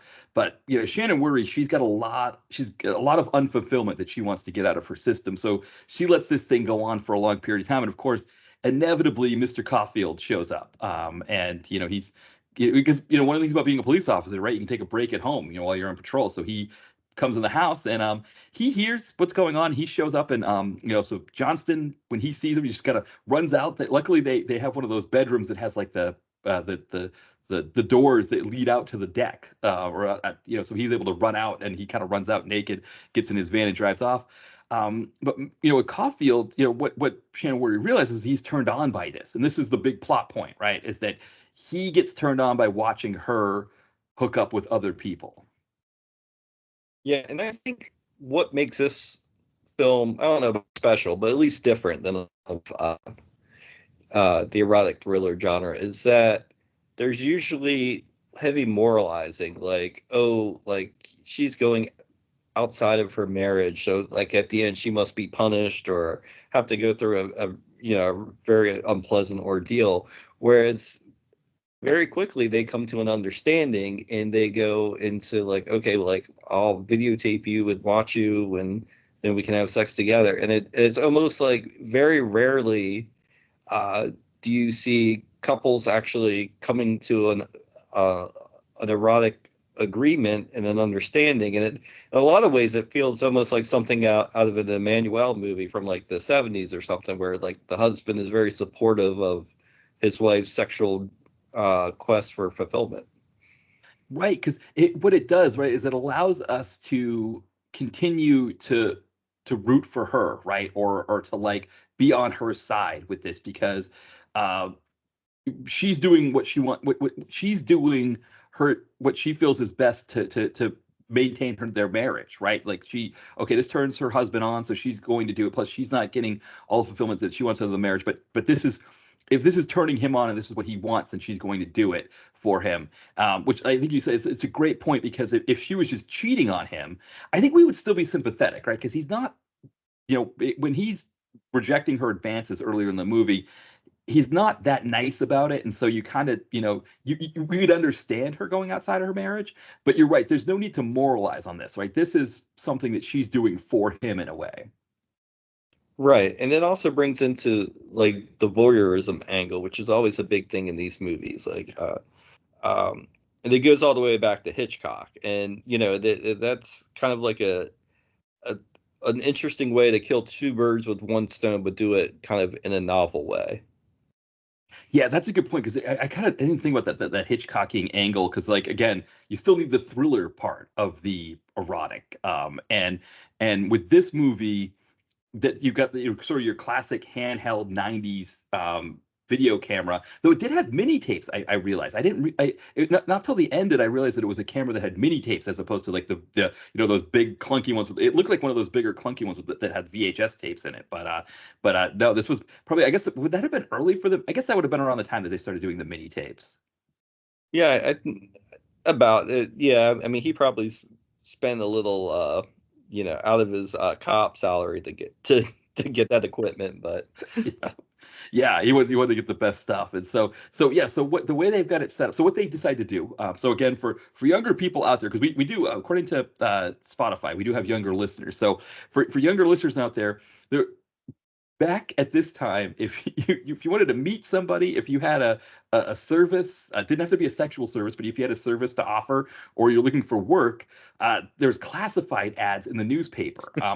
I don't know if they even still have a classified. I think they do, because I think we get this free newspaper here, the South Philly Review, and I think I saw classifieds when I looked through that. I was curious to see it, but it's more like, I've got something for sale, or if you need like a handyman or something like that kind of thing.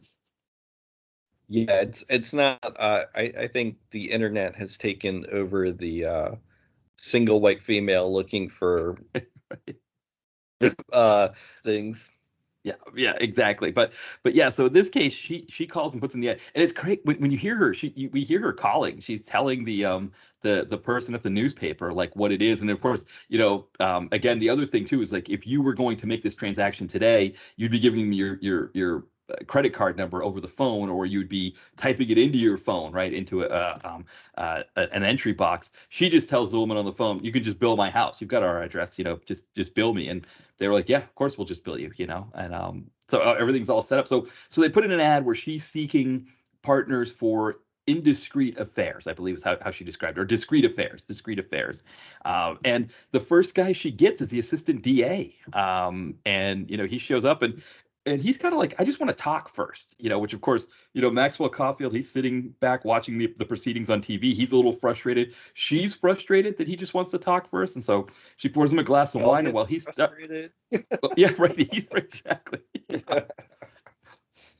Yeah. Yeah. And once he starts talking, she starts kind of rubbing his hand, and he realizes like, okay, maybe I don't need to talk. Maybe maybe I'm done talking. But I think that again, that was a good way to kind of spoil the audience's expectations a little bit to kind of make it, kind of make us work for our uh TNA. Like I can imagine, stumbling upon that on cable, like we're like, hurry up, get to the good stuff, mom. Mom's in the other room. I want to Right. see this real fast. But Yes. it's like, quit talking, assistant DA. We want to see Shannon Whirry. Right. I didn't even think of that. That's right. That would have been like really agonizing, and especially like you said, if it's on TV, you can't fast forward it. So it's like you're just like, oh, come on, get to it. Yeah. And so but they do, they have to, and then afterwards she goes back and sees Maxwell Caulfield, and they hook up and they have sex after the fact. And so that, everything's working. And so then we're treated to a series of scenes. I'm trying to think if there's anything in the middle. We don't I think we may get like one scene with David Carradine sort of furthering the whole strip club thing. But for the most part, it's just a series of scenes of her hooking up with other men, other women. A couple. There's a couple that dresses up like they're from the Falco Rock Me Amadeus video that she hooks up with. There's like I'm trying to think of the actress's name. I had it down, and uh, Delia Shepard. Delia Shepard, right, who plays Ingrid, a Yeah. German woman who is the lesbian who has a thing for her. So, one of the things that I didn't, I thought I caught, watching it this time that I wouldn't have caught in 1992 was, Shannon Worry's character. She never wore nail polish. And then the women that she hooked up with would wear nail polish. And I thought it was an interesting technique because then it would show you which you would know which hand was Shannon Worry's in any situation when they were showing their hands. I thought that was an interesting technique. Yeah, I honestly have to say that I was not looking at her hands. Yeah. Well, because they would do those sequences where it'd be like they'd zoom in on the holding of the hands, and then you'd come back and it would be like, boobs and yeah, all the rest of it. But yeah, so it was like, yeah, but I Like know the what you Blue mean. Yeah, Lagoon scene of just hands on flesh, and you don't know right. who's touching what or where.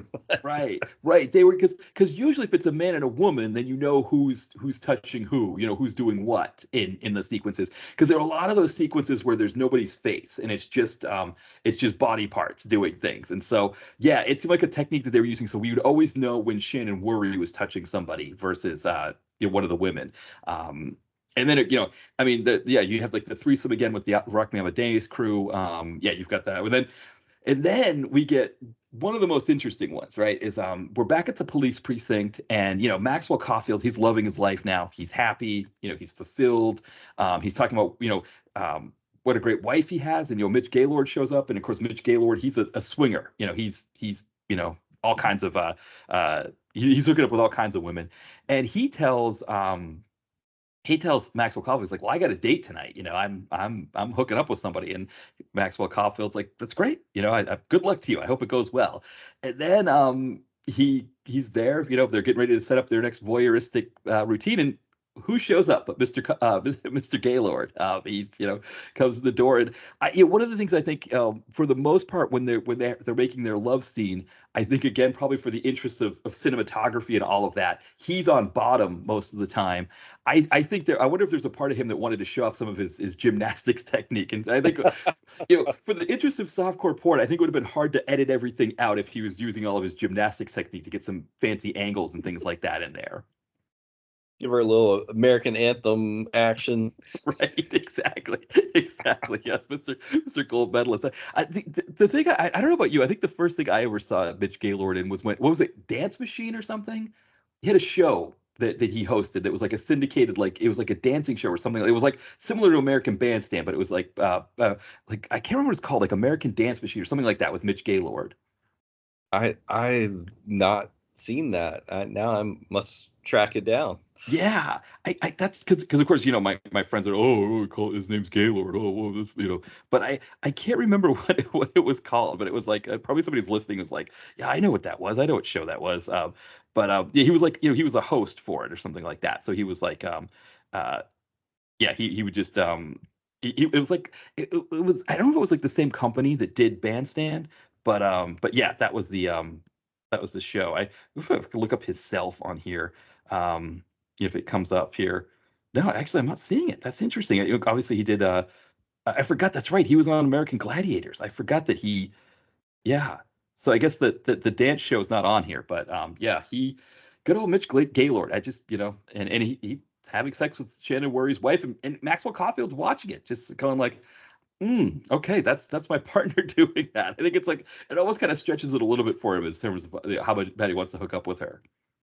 Well, that also was another refreshing angle. You think that's going to be some major plot point? He just kind of cocks an eyebrow, and it kind of comes up later, but it's not like a turn of the plot or anything. You're just kind of like, oh, okay, well, my partner got a little last night. Okay. Right, exactly.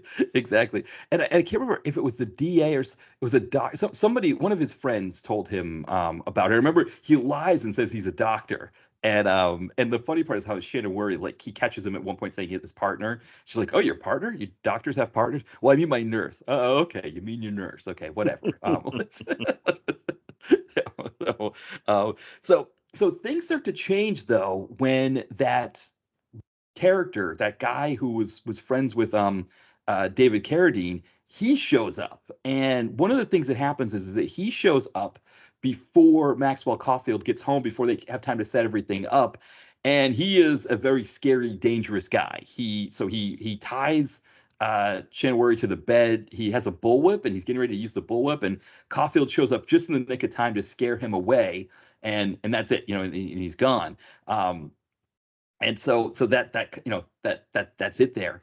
But then I'm trying to remember at this point, because there's this intrigue piece that happens where Carradine and Caulfield team up to bring down Jan Michael Vincent, and I can't remember if it's like if Caulfield if Carradine was going to hold the fact that Caulfield has been filming these people over his head. I think that's what it is, right? Is he discovers through this guy that what Caulfield what Caulfield and Worry are doing, and he wants a piece of the action. Yeah, but then he counters and says, "Well, give me $50,000 because that's kind of like his way of, of finally providing for work and paying off the alimony." So he kind of counters with the blackmailing Carradine as well. Yeah, so that's his plan. So he goes to see he goes to see J. Michael Vincent, and he kind of lays the trap, right? So J. Michael Vincent's hooking up with his secretary. It's like, he's one of those guys that only hires women secretaries. So I mean, J. Michael Vincent does his share of these movies in these roles, right? Like he's in a fancy office with a fancy desk with a woman in a very tight suit sitting on his lap. Like he does a lot of those roles. Yeah, he does a lot of roles just sitting, and I think that was just from years of hard living, but also like I think they people knew what they were getting when they hired him, so that most of his roles, especially in something like this, are fairly brief and kind of to the point. Yeah. Yeah, and this one definitely is. He's on TV at the very beginning, and then here he is. He's in the office talking to Caulfield, and Caulfield explains to him about this situation. Kind of lays the trap about this situation, and of course, J. Michael Vincent takes the bait. So the idea is that they want to get him on camera having sex with Shannon Worry, and then they'll use that tape to bring him down. That's the idea, and so Worry has to wear a mask because Caulfield doesn't want her getting in trouble for what's about to happen. But everything goes off without a hitch. They have sex. It's on camera. They've got him. They've busted him. And so now it's a matter of doing the exchange. And David Carey's like, I can't get $50,000. I don't know where I'm going to do that. So he goes to his buddy, his ne'er do well friend, and the ne'er do well friend, instead of helping out with the cash, gives him a gun. And he's like, well, that wasn't really what I had in mind, but okay, because that's not a guy you argue with. It's like he's gonna like, okay, this is what he's telling you to do, so you do that. So that kind of sets us up for our final scene here, where they're supposed to be exchanging the money and the tape at Caulfield and Worry's house. Yeah, and one of the I don't know if I would call it interesting things, but like I guess what the major plot point is kind of happens off screen. It's like all these plot uh subplots are built up, and then it's just kind of like almost like a police academy scene where all the cops come in at the same time, and then everybody gets arrested, and then everything is wrapped up once again through Shannon Whirry's narration. Yeah. It's Yeah. just, it's that's one of the frustrating things about the movie is that, like, that, I mean, the plot just kind of peters out at the end, but when the entire second act is Worry hooking up with guy after guy after girl after guy after guy, it's hard to complain. No, because you're right. I think what it is that the screenwriters got themselves in trouble here because they developed this really great plot device that will get Shannon Worry in as many love scenes as possible back to back. Because again, one of the things, right, with a plot with a movie like this is that the plot, usually, like again, it's like you think of like a movie like this being like a musical, right? Where like in a musical, you want to have a musical number every 10 to 15 minutes. Well, in a movie, a erotic thriller, softcore erotic thriller like this, you want a sex scene like probably every 10 to 15 minutes. Well, what they do is they do have those every 10 to 15 minutes, but then they give you this bonanza in the middle. And it works from a story standpoint to have the bonanza in the middle to do all of these sequences. And so the plot device worked to that point, but then it's like, well, how do we wrap this up? And especially how do we wrap it up in 90 minutes? And so that's where you kind of you got to put your goggles on because the loose ends start flying together, right? And you need some eye protection, when that starts to happen. But thankfully, John Saxon is there at the end to kind of explain everything. And it's very similar to the end of Psycho, where he kind of explains, oh, well, she is a nymphomaniac and she had a drug interaction that caused her.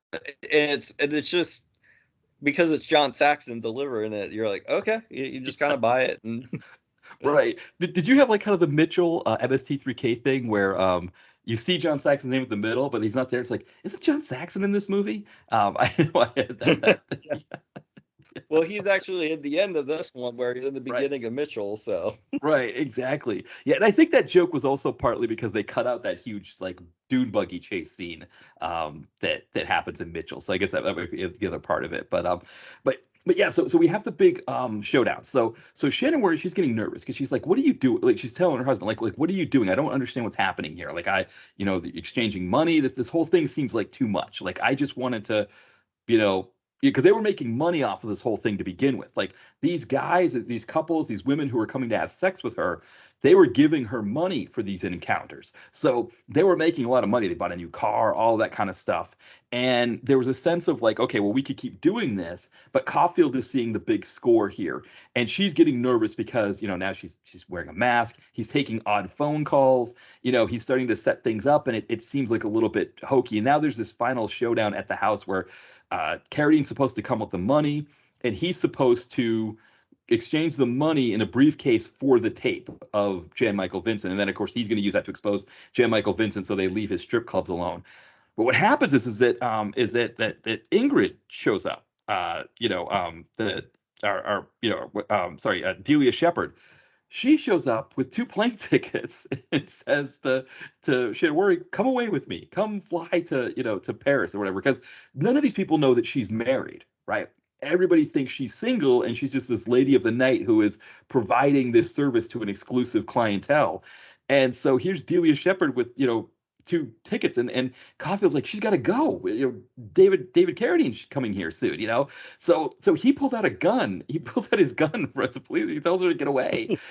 So Delia Shepard, not knowing that that's her husband, thinks there's a guy holding Shannon Worry at gunpoint. So she calls the police. And of course, he doesn't mention I am the police. He just waves his gun to get her out of there, thinking that'll be the end of it. And of course, she's on a payphone doing that. So another blast from the past, right? That we see here. She's on her payphone calling the police. So then Carradine shows up, and they kind of interact a little bit, and then the money is exchanged, and then somehow in the process he gets Worry at gunpoint, and so he has her at gunpoint, and I think the other piece of it too is I think the money is not probably all $50,000. I think he's kind of like there's a little subterfuge there with that, that it's not the money, but he's got he's got the tape, and now he's got her at gunpoint. He's going to try to get out of there, but fortunately, because Delia Shepard had called the police earlier, this is, like you said, the police academy moment where all the cops show up and everybody's getting arrested. Yeah, and it was one of those things too. Like, Mitch Gaylord comes in, Right. he's like, wait a second, and then he's like, yeah, I'll tell you later. Like, Right. it was it's one of those kind of funny moments where it's like, oh, okay, like, you're banging my wife. Okay, well, that's fine. Right, exactly, exactly. And then we get this, like you said, we get the John Saxon Butner moment where they're at the courthouse. He's got the assistant DA behind him, so we remember him. So he's working under John Saxon. And then, like you said, John Saxon goes into this huge thing about how, oh, Maxwell Caulfield was a great husband. His wife suffered from nymphomania, and that she was taking antidepressants or whatever that enhanced the nymphomania. And so the only way that they could manage their marriage was if they brought other people in the marriage for her to have sex with. And so it's really just a loving couple. And it's, I guess, another way to also keep all of these rich and powerful people out of the limelight who are having an affair, who are having affairs with her. And the new reporters like, what? Like they're kind of like not buying it, but it's like, okay, well, it's the end of the movie. I guess we have to buy it. And then we find out that actually Worry isn't talking to a psychiatrist, right? She's being interviewed for a TV show where she's talking about what happened with her. I think that's what we find out at the end, isn't that? Is that because I think that actress is a reporter. Yeah, I'm not sure if it was for TV or print, but yeah, it's been like a big interview. Yeah, and so she, explains what happened there, and of course, she got off. She explains as well because again, this is almost like it's a combination of like the police academy thing and the end of a Sedaris movie where everybody is hanging out on the yacht or at the K Sexy radio station hot tub, and they're just like, oh, it was great that we did this, and oh, we ended up all about money, and everybody's all they kind of tie all the ends together. She kind of does the same thing. Well, I got off with probation. I guess her husband's in jail for whatever his part in it, and it's like there's still some issues there or whatever, but everything's kind of okay now. And, I'm moving on with my life and all that kind of stuff. And so she kind of gives us like almost like an epilogue kind of thing. Yeah, and she just kind of like, not winks at the camera, but kind of like looks at the camera like it's like, oh, like see you in Animal Instincts 2 kind of thing. Like, it's like I said, it's a very odd ending, but like I said, you can't be too mad because I mean she's been that the whole second act, and I can't even say it was gratuitous nudity because every nude scene was important to the plot. But I mean, it's just like nonstop nudity, and it's just So like I said, my takeaway is like I can forgive the last minute half-ass plot roundup. Well, it's kind of like what we were talking about on a previous episode. I can't remember which one it was, but we were talking about Sedaris movies doing the similar thing, like where Sedaris movies might have like plot exposition in conversation, whereas in this movie, right, they use the device of her talking to this. We find out now reporter. To narrate things as a way to kind of move the plot along, right? Like she just kind of gives us bits of information to almost kind of fast forward to the next sex scene. Whereas a Sedaris movie, it might be like two characters doing plot exposition background so we can get to the next like woman getting dressed scene or the next like toy car blowing up a fake Mercedes scene. Yeah, this kind of does a similar thing, and it's like you said, it you can forgive that ending, that sort of all the loose ends flying together ending, because of what they give us in the middle, which is just like nonstop sex scenes. It's just one after the other. Yeah, and I mean, even then, it's an interesting wrinkle because that very kind of sex therapist and just therapists in general are kind of like a big part of the genre of getting the girl to lie on the couch and tell her secrets or whatever. So for it to be a reporter, not a psychiatrist at the end, I mean that is that is a wrinkle in the typical formula. So I can give it that. Yeah, yeah, because it's kind of all part of the aesthetic of these movies, that you have this sort of this early 90s. I think it's more early 90s even than late 80s, maybe some late 80s as well, but like sort of the outfits, like so you get like the suits with the very short skirts and the nylons. And in her case, she had like the very dark red lipstick with her hair up. And so it all kind of fits, like you said, like the like normally they'd be lying on the couch in that outfit, and you might get, I mean, I remember, what was it, Blindfold Acts of Obsession, where it was Judd Nelson playing that psychiatrist. And a lot of times the twist, right, is that the psychiatrist is the one who's doing the murders, which this movie didn't have any kind of twist. There was no mystery or anything like that in this movie. Everything is kind of above board. There's everybody's who they say they are in this, which I kind of appreciated that as well. And really, the only kind of moral kind of comeuppance, I guess you could say, is Maxwell Caulfield, who kind of gets a little too greedy, where he could have just been content with his wife taking these clients and stuff, but he wanted to go to the big, for the big score.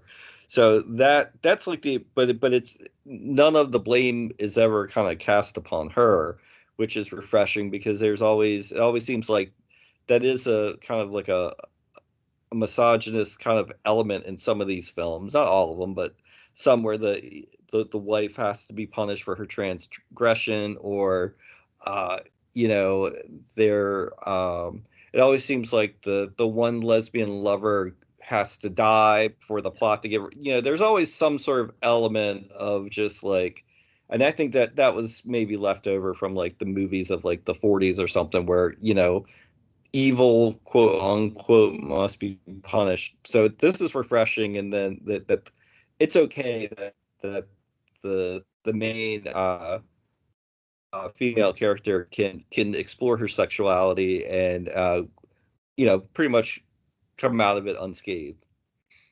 Yeah, I agree with you there, because you're right.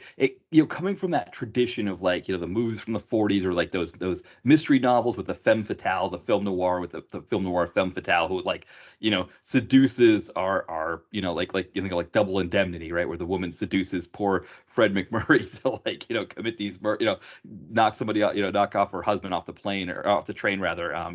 Postman always rings twice, like that kind of thing. A lot of these movies, because they were borrowing from that tradition, that's what they were going for. And this movie doesn't borrow from that tradition. It has the intrigue element to it, but there's no femme fatale. Like, Shannon Whirry's character isn't a femme fatale, and in fact, she plays it almost not naive. There's not a naivety the way she plays it, but she plays it in this way of, like, like, especially like that sequence when they're first setting up the camera, and she's in the bedroom and he's watching her, and the way she's kind of like posing in the bed and stuff like that, but kind of giggling after the fact. There's like almost an innocence there to it, that sort of one adds to the likability, but like you said, it's also a piece of these movies that normally that character would be feigning that innocence as a way to seduce and manipulate somebody, and there's none of that here from her. She wants to please her husband. Right. It's all genuine. It's coming from a place for wanting to please her husband, wanting to be fulfilled too. And it's not like, yes, there are some like her husband and David Carradine um have ulterior motives, but her motive is just to keep her marriage as happy as possible. Yeah. Yeah, and I think it's good too, because it's like she can come out on top in this movie, and you don't have to feel like evil won or something like that, or that like the hero was duped by this seductive Jezebel, right? That she comes out on top because she's the one good person in a way in the film. Right. It's not like The Last Seduction, where it's a femme fatale, and even though we're in The Last Seduction, we're pretty much rooting for Linda Fiorentino. Um or like, is it somewhere along the lines, like even like a Shannon Tweed erotic thriller, where she's like the woman in peril. And there's, I mean, other than being kind of briefly attacked by the one client, there really isn't any of that. There's nothing like um kind of like anything prolonged anyway, like where she's being menaced or stalked or anything. It's just kind of like that one bad scene, and then he's quickly chased away.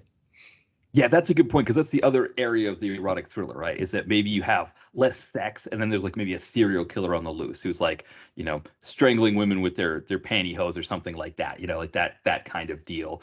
Yeah, I think one that I think of is Intimate Stranger with Debbie Harry, which was one of my favorites, growing up as a kid. Tim Thomerson's the baddie in that one. And what ends up happening is that like we think that he's going to get her, but he actually ends up kidnapping her friend or something like that. And so the friend is the one who's in peril. But then she has to team up with her cop friend. I can't remember who the cop was. Was it James Russo?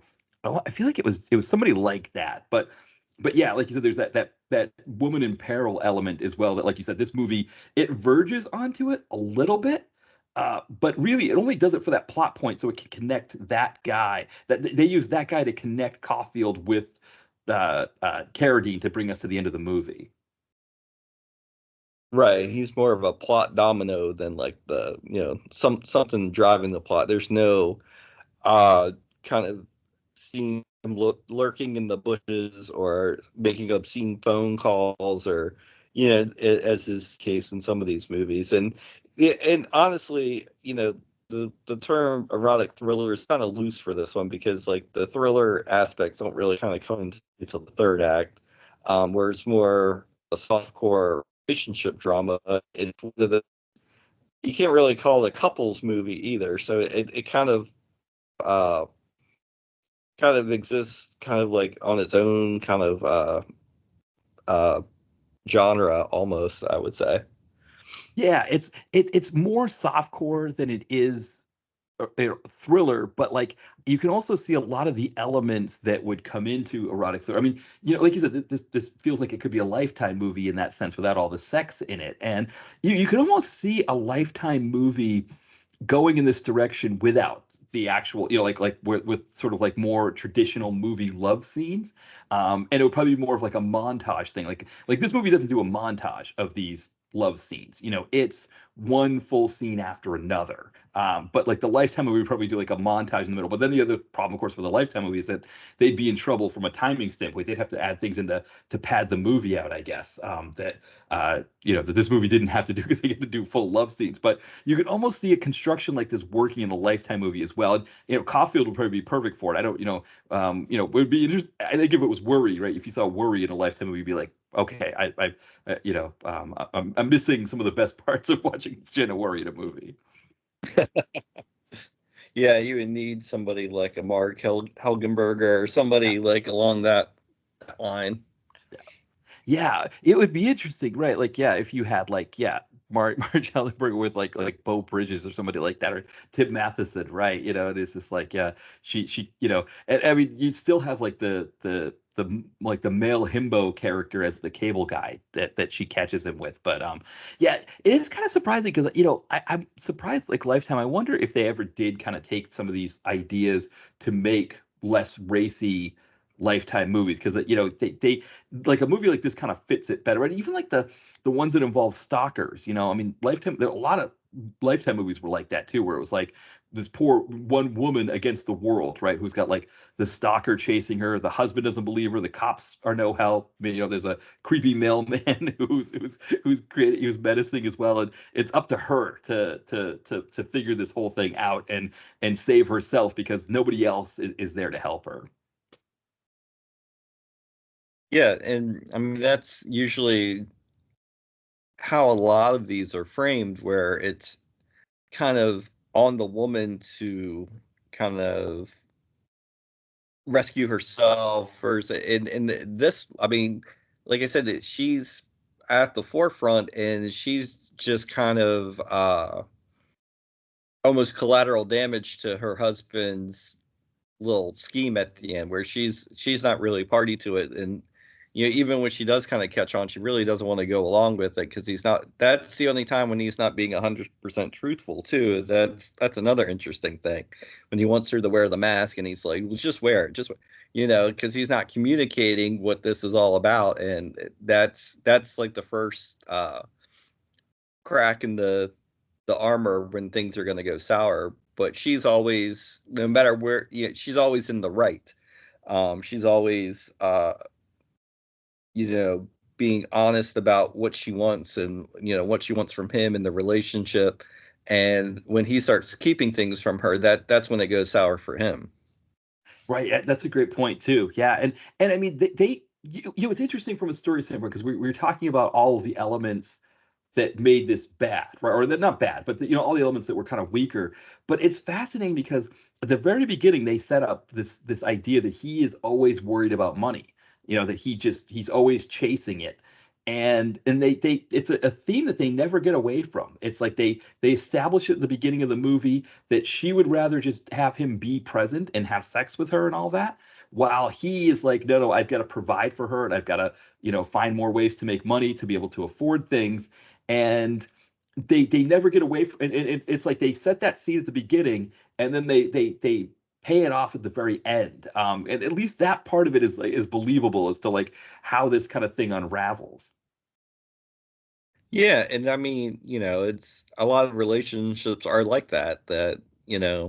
Uh, Money is always the thing that kind of brings a happy relationship crashing down. Whether it's, I'm just speaking in general terms. Yeah, I've never had that, happen to me, but like you hear stories all the time where, it's money kind of ruins more relationships than anything. Yeah, and so it's a believable element, right? That and I mean, we think, I should be casting aspersions on different stars, but I mean, like, Dolph, for example, right? Kind of a similar story to the main character here, Caulfield, where he gets a divorce and he owes, alimony or child support with the ex-wife, but then he gets a new girlfriend who he's also got to pay for and buy her things, stuff like that. So suddenly it's like in the in the mid 2010s, he's just grabbing up every DTV movie he can to be able to fund all of that. It's kind of a similar thing that or like Shaquille O'Neal. That was a big story with him, was that he when Kobe Bryant had his sex scandal in Colorado in the early 2000s.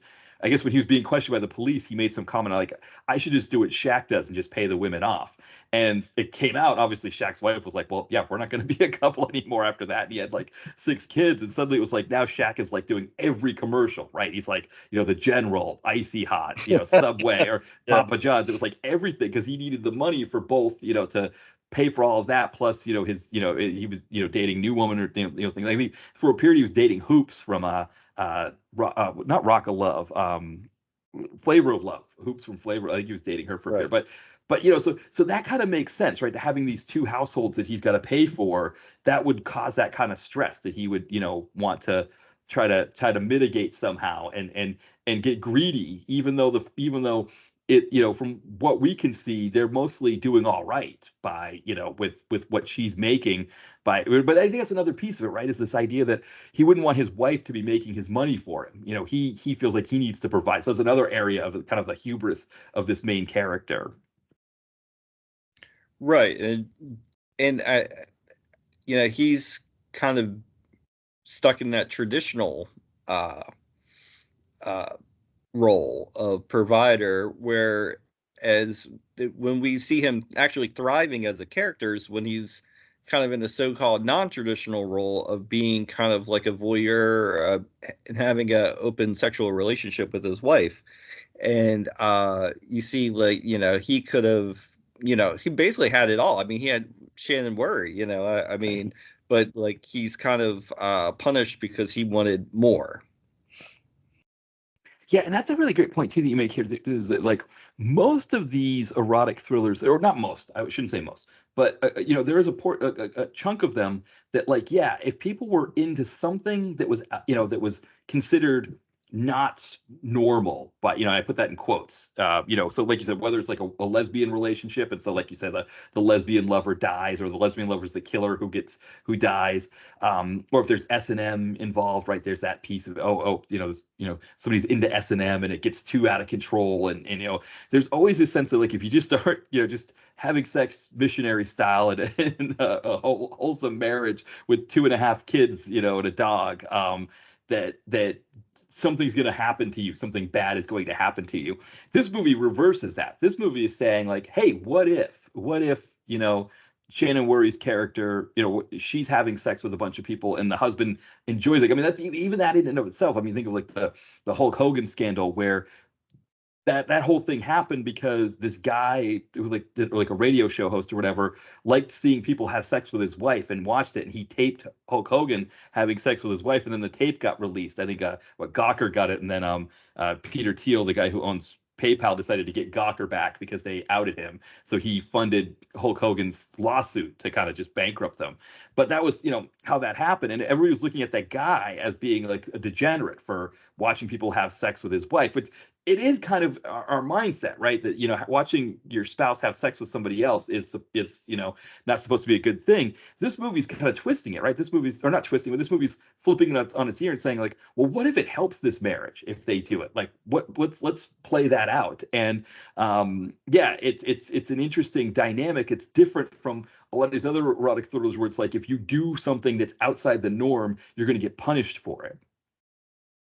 Yeah, and it's refreshing, and and you actually, there's a scene where they're like sitting on the couch or in bed or whatever, and they kind of go, over the ground rules. Is like, okay, like I'll be in here, the video's going to be going, I'll, and that's kind of like a refreshing element. You actually see characters kind of communicating to their partner their boundaries, their wants, their desires, and you don't hardly even hear that in real life. I mean, sometimes, but so I mean, it is refreshing to see that being put in a movie, and a lot of times too, married couples. I mean, I can't say they were happy throughout the film, but during that brief kind of second act or whatever, they are kind of happy, they're fulfilled, they're communicative, and honestly you don't really see a lot of that in movies in general, and so I thought that was a nice element. Yeah, that's a good point too, right? Because there always has to be something that goes wrong. And to be, I think what's fascinating about this movie is the thing that goes wrong isn't the relationship. I mean, I think there's some moments where it seems like Maxwell Caulfield maybe is getting jealous or, is not liking what she's saying. But on the other hand, it seems like he's also recording notes in a black book that I think is supposed to be like, I'm gonna do what these guys did, kind of thing, as a way to sort of make his wife happy. Really, right? The tension is not the sexual part of it. The tension is the money part. The fact that he gets greedy and wants more money. Usually, right, it would be, oh, she's having sex with all these partners, and maybe she's going to fall in love with one of them. Which again, this movie doesn't do any of that. It doesn't, the yes, the Delia Shepard falls in love with her, but they only use that as a plot point to bring the cops in at the end. That's really the only way that's what that ends up doing. But it's not like Shannon Worry's having some sort of like crisis of conscience where she wants to fly away to Paris with her. She's not thinking like that at all. And so yeah, it's interesting that you would think if you were going to set a movie up like this, it would be her having sex with multiple partners. It's going to be the thing that ends the marriage. But no, or I don't know if it ends the marriage so much because we don't say that they are divorced, but the thing that gets him in trouble is the want for money. Yeah, and I mean, and even when Julie Shepard knocks on the door, she's like, "What? No!" Like it's so out of the blue, and but you can see something where like that would be the thing that caused all the house of cards to fall, is just kind of her kind of flaking out and like wanting to marry Shannon Whirry. And I can't say I blame her, because I if I was one of Shannon Whirry's customer, I'd have 2 plane tickets ready too. Right, exactly. Yeah, and it is. It's but the other thing too, I think, is that they don't paint Delia Shepard as being some sort of degenerate or something like again, like you were saying, like a lot of times in these movies, the lesbian character is either has something bad happen to them, like they die off, or they're the killer. We find out that they're the killer, or there's something that's like the main character is like repulsed by them or something like that. And none of that happens here either. It's like when she gets chased off not by Shannon Worry but by Maxwell Caulfield with the gun, and then she calls the police. So it's not like this sense of like, oh well, she's a lesbian and Shannon Worry would never want to be with her. It's more like it could have been one of the guys that's doing the same Right. thing. They just Easily. I think because Delia Shepard's the bigger name out of all of them, and I think they thought it would be more fun. I think they enjoyed her with the German accent and everything. I think her character is kind of one of the more fun ones that Shannon Whirry hooks up with. Right, and it's more of a shock than anything where she would be like, no, it's like she's not rejecting her just out of the whole. It's just like it's so out of the blue, and she's just Yeah. like, what?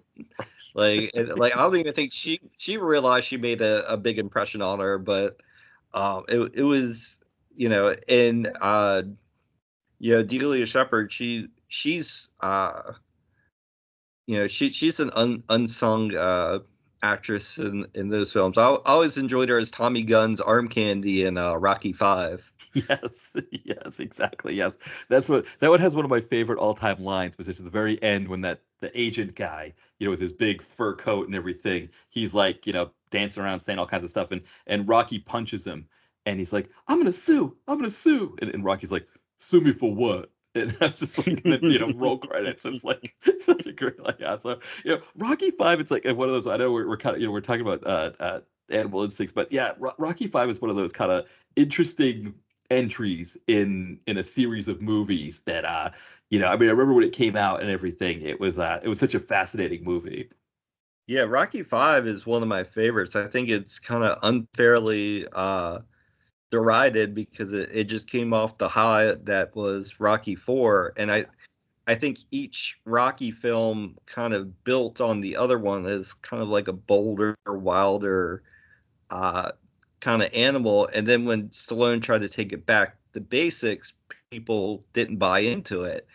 And I think what works about Rocky Five is Rocky's basically an asshole, and he puts all his eggs in one basket with Tommy Gunn instead of being there for his family. And now he learns his lesson or something. But I think that was a shock to people that you can have a main character that you've loved for 4 movies who is flawed.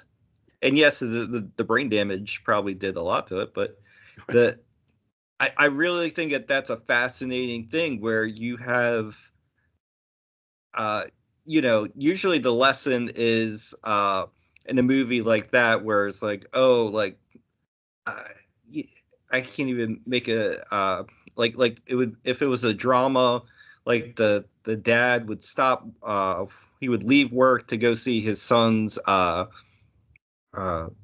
play or something. You know what? It's for the Rocky version of that is like stop training Tommy Gunn and start spending more time at home. So I think it's just like a fascinating movie where it's about the family dynamic, him as a family man, rather than as a boxer. And I think people were turned off by the fact that there wasn't a legitimate fight in the movie. It was a street fight. I loved it. It's choreographed by Terry Funk. I loved it. I mean, it's one of my favorite. It's got the great Mickey line, "Get up, you son of a bitch, because Mickey loves you." I mean, it's just went on a tangent there, but yeah, I love all the Rockies because they're all I don't view them as movies. They're just a chapter of a man's life, and it's just and I just it's one of the most unique film series of all time, and I think it's the only film series where I could give like every entry like 10 out of 10, and that's hard. That's I can't even say that about Star Wars now. So Right, right. Well, I think the other thing too about Rocky Five, when I go back, I mean, of course, I was 11 when Rocky Five came out, but it felt like, I don't know if you had a similar sense at that time, was that there was almost a sense that too many of these series had too many sequels, and people were tired of the sequels element so more and I think they took it out on the movie. I mean, obviously, Superman 4 didn't do that hot. I was trying to think of others. I mean, Star Trek had Star Trek 5 at that time. They were able to at least get away with part 6. I think part of the reason why they got away with part 6 was that people wanted like can you finish this a better way? If you've got an idea to finish this a better way, we'll take it. But even actually, part 6 doesn't do that well, financially. So I think that was another piece of it. Is I think Rocky Five now, what is it, 35 years almost now since it came out? It came out in 1990. Yeah. I think you can go back to it now and say, like, okay, now that we've had so many movie series that have gone through so many sequels, that late 80s, early 90s sequel fatigue, I think, if that's what you could call it or whatever, I think Rocky suffered from that more. And I don't know what kind of movie it would have had to have been to break through that. I think it would have had trouble. Because I think that was part of it. Is people were just like, too many of these movies have too many sequels. Well, I mean, that in like the fatal flaw of Rocky Five, if there's a flaw, it's the fact that yeah, Rocky loses all his money, but all he had to do was sell the robot, and it would all Yes. been he would have gotten it all back because I mean that was like the most advanced AI robot of all time. Had he just even sold it for parts, I mean they would at least had a better place to live than back in the old neighborhood they could have probably gotten a condo somewhere. But that's just nitpicking.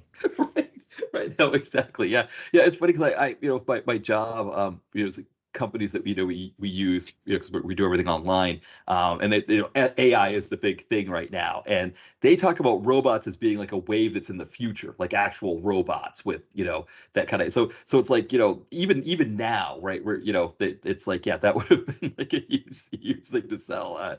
Yeah, that would have been interesting. I mean, it's funny because I think that's another reason. I think for him, for Stallone, why he did Rocky Balboa is I think he also kind of felt like, he wanted another crack at it. I think he felt like there was more to tell with that character, and I wonder if he would have done that movie sooner if Five had been better received. It was almost like he had to take a break from himself and come back to it later. Well, it's interesting. Like all the Rockies kind of reflect where Stallone is at that present time. And the first one he's young and hungry. The second one he's kind of successful, but he doesn't really know what to do next. The third one he's at the top of the world. The fourth one he's basically Rambo again. You get to five, it's interesting because where he was at, he's done all that. He's done. And I think five is interesting because he's been on top of the world, and I think people didn't buy that message of him returning to his roots because it didn't really reflect where he was at that time. But when you see him like trying to take, it kind of feels more resonant when he starts doing like the more independent movies like Copland and kind of trying to prove himself as an actor. I think that the reason why he did that, he wanted to kind of show himself as an actor more, but I think the Rocky character kind of brought more of that baggage, where he's got to just put on the gloves again and do everything again like he did before. But when you get the Rocky Six, Rocky Balboa, he's got something to prove now because five was kind of characterized as a misstep. He's got to prove himself again. So that it's just I've always found it interesting how each kind of movie kind of reflects where Stallone is, and even Creed to a certain extent, where he's got to kind of prove again that he's got something to give to the next generation. That he's not really a dinosaur. He's got something to offer as a mentor or as a you know you just like as an elder statesman to just kind of pass the gloves. And knowing Stallone, it probably took a lot for him to do that because I think he would still like to think that he can still do all this again. But the fact that he's doing the Expendables and like being more willing to work with an ensemble, I think that proves that like yeah, it was time to kind of pass it on to the younger generation.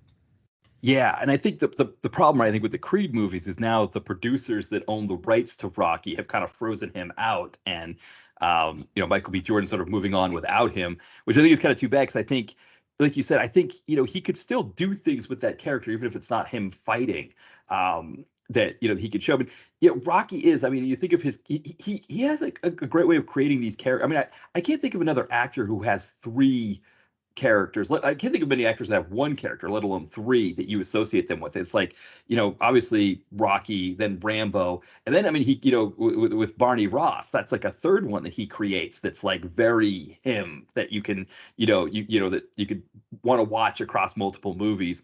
It's fascinating he's able to do that, but then it's like, yeah, I think like you said with the Rocky movies, it seems like that's like kind of the most consistent that he is. I mean, when he comes back with Rambo in 2008, I think he does a really great job with that. But I think it's those Rocky movies that are like kind of the most consistently him, and like you said, like part five was kind of not received as well as it could have been, but overall he's good with that character, and it would be nice if he could kind of get back to that character somehow, if the whatever's going on between him and the producers or something like that. Yeah, and I mean they've already proven that he can, he works well in that mentor role if he could, uh, either find another young fighter or, and honestly Creed 2 they gave him a pretty good ending, like, finally finding time to be with his grandson. And yeah, I think, like whenever Stallone, returns to the role, I'll be the first one to line. But like I said, like uh, it always seems like the movies kind of reflect where he's at. So if he's got something interesting to say with the character, then I'll definitely listen. Yeah, yeah, for sure. I'm the same way. And it's interesting because Michael B. Jordan talked about wanting to expand what he called the Creed verse. And I think for a lot of us hearing that, we're like, it's not a Creed verse, it's a Rocky verse. It's like Rocky's, thing. But it is, what these sort of these shared movie universes, like in my head, I'd never really considered that Star Trek is a shared movie universe, but it is when you think about it. It's like, when like they do Picard, they bring in like Seven of Nine, and they or like older episodes where they bring in Spock or something like that. That it is a universe of all these characters, and he has developed some really great characters. And granted, some many of them have passed away, but there are compelling characters throughout that there's a lot of stories about. And but yeah, I mean, if they called it the Rocky verse, and he was even if it wasn't boxing, but he was training other fighters, or he was just like you said, like kind of human interest kinds of pieces. I think there's like you said, like you said, when he's got something to say, he likes to say it through Rocky, which is I think is something I always appreciate as well. Yeah, it always seems like he's kind of like his mouthpiece. Like I think that's, he doesn't write as much as he used to, and but I think when he does, I think it's easier for him to say it through Rocky than saying it as Stallone. Yeah. And I know Dolph appreciated having the chance to come back and do, as Avon Drago. And apparently like I know they were banding around like an idea of him doing a project in that, again, that Creed verse that Michael B. Johnson wants to set up, which I guess it's not really happening now, but sorry, not Michael B. Jordan. It's not really happening now. But again, there's things that you could do with, I mean, it would be kind of fun to have a Dolphin and Stallone team up, in a movie like that where they're kind of coming together and uh, training somebody or something like that. But it's yeah, it's an interesting. Like you said, it is a great movie series, and it's a great one in the sense that it's kind of it moved into this new phase with Michael B. Jordan as Creed. But it would be interesting as a way to kind of bring back some of these other characters who had big parts in it as well. Yeah, and I think I think too some of the issue is I think boxing isn't what it used to Yeah. be. It used to be kind of like almost like a generational thing, and I know they touched upon it a little bit in five with it being kind of like corrupt and and I think that just the fact that the boxing arena just isn't what it used to be. Like I won't say it kind of diminishes it, but it kind of puts more of the focus on the character and their journey. Whereas like with the first three Rockies, you still had Ali and Foreman and Spinks, and Tyson was coming up, and it was an exciting time to be a boxing fan. And then now, it's just not the same, and it's just kind of interesting. I think the Creed movies more so. Uh, it just because boxing, at least in my mind, like I mean, I know it's still big, but it's not like it. That there's no more Tysons and Ali's and Spink. There's no like household names anymore. I mean, there are, but you know what I mean. It's not like that. I guess I'm just old man yelling at cloud. No, no, you're But exactly correct. I feel like they're boxing meant something back Boxing, then. again, I keep saying, for younger listeners, but for people that don't remember, like boxing was probably the number two sport and actually, I would say for a good chunk of the 20th century, boxing was the number one sport. And then I think baseball, you could make a case surpassed boxing. Now it's like if you start stacking sports, it takes a while before you get to boxing, right? I mean, you have NFL, NBA, Major League Baseball, uh, hockey, probably like European, football or, Premier League, things like that. Like all of these things would be stacked above boxing. I mean, I remember, we were talking about like the scramblers and things like that. Well, my friend whose dad, his parents had the scrambler box. I remember when Tyson got out of prison and he fought, Hurricane McNeely, and that fight that lasted like 2 seconds. It was a $50 fight. That everybody had to pay $50 except for us because we had the scrambler, and it was like a 2 second thing. But everybody watched that fight. I can't imagine a boxing event that everybody would watch the way that they watch the Super Bowl or something along those lines. Yeah, boxing is not that anymore for sure. So seeing that that's the case, and I mean for me that kind of just like kind of puts the characters like hopes and dreams kind of like on a more level playing field.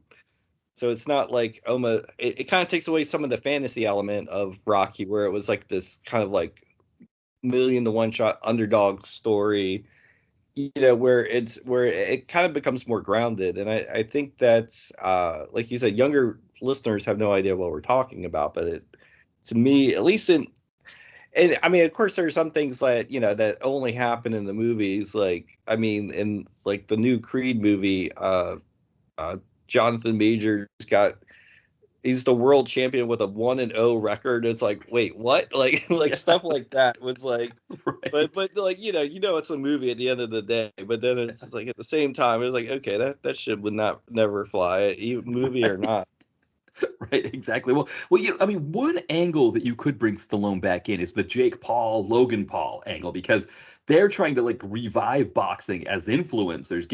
Really, what they've been doing is having these boxing matches against MMA fighters who can't use their feet. Oh, you can hear sirens going on behind me here, um, but they were, one of them. I think it was, I don't know if it was Jake or Logan was supposed to have a fight against Mike Tyson, and then Mike Tyson got injured and backed out.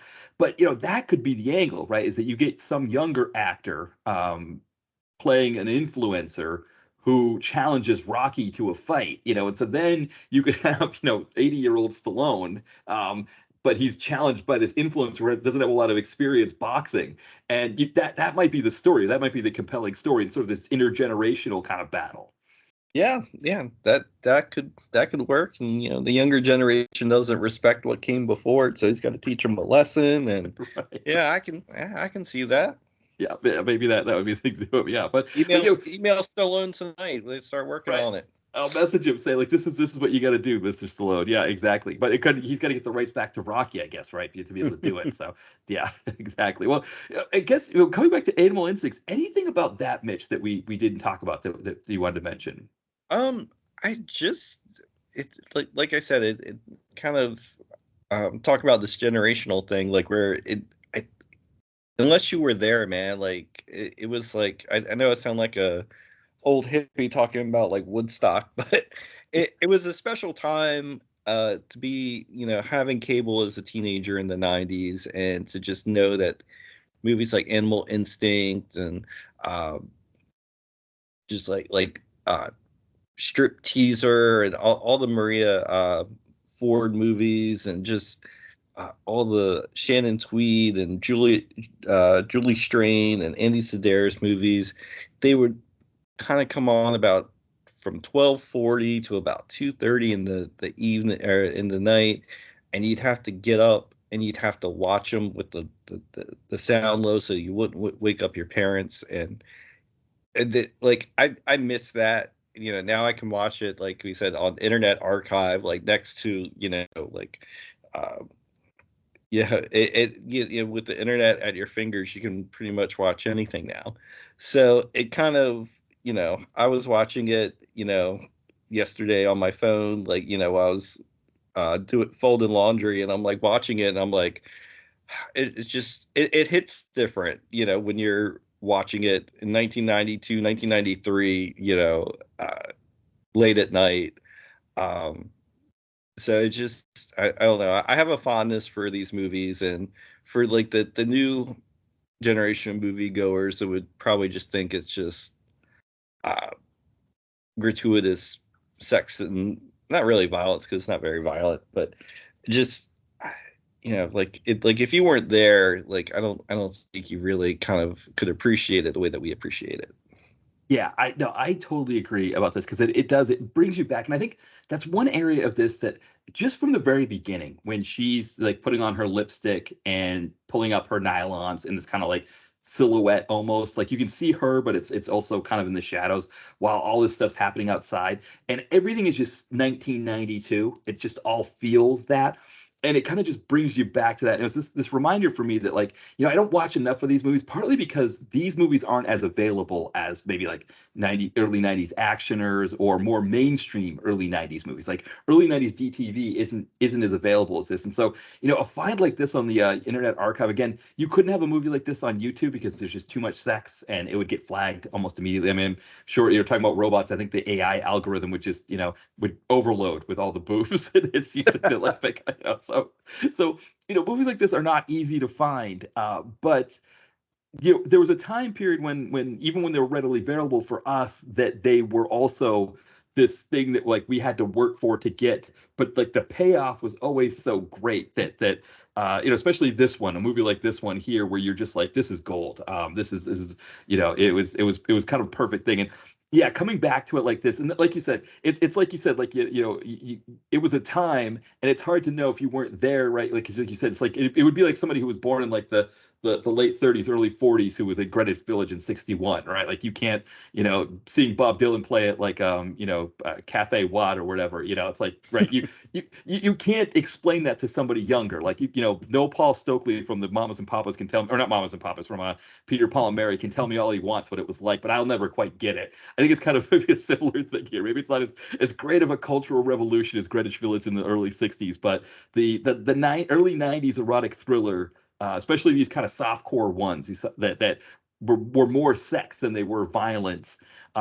They're hopefully that the Internet Archive and places like that will keep them alive, because and I know like some distributors are putting them out in Blu-ray now, but they were definitely something at that time, and they were, they're I mean, the direct-to-video connoisseur, I probably say that the video vacuum as well, they wouldn't exist without these movies. I think that our love of these kind of movies kind of prompted us to make our sites and that kind of thing.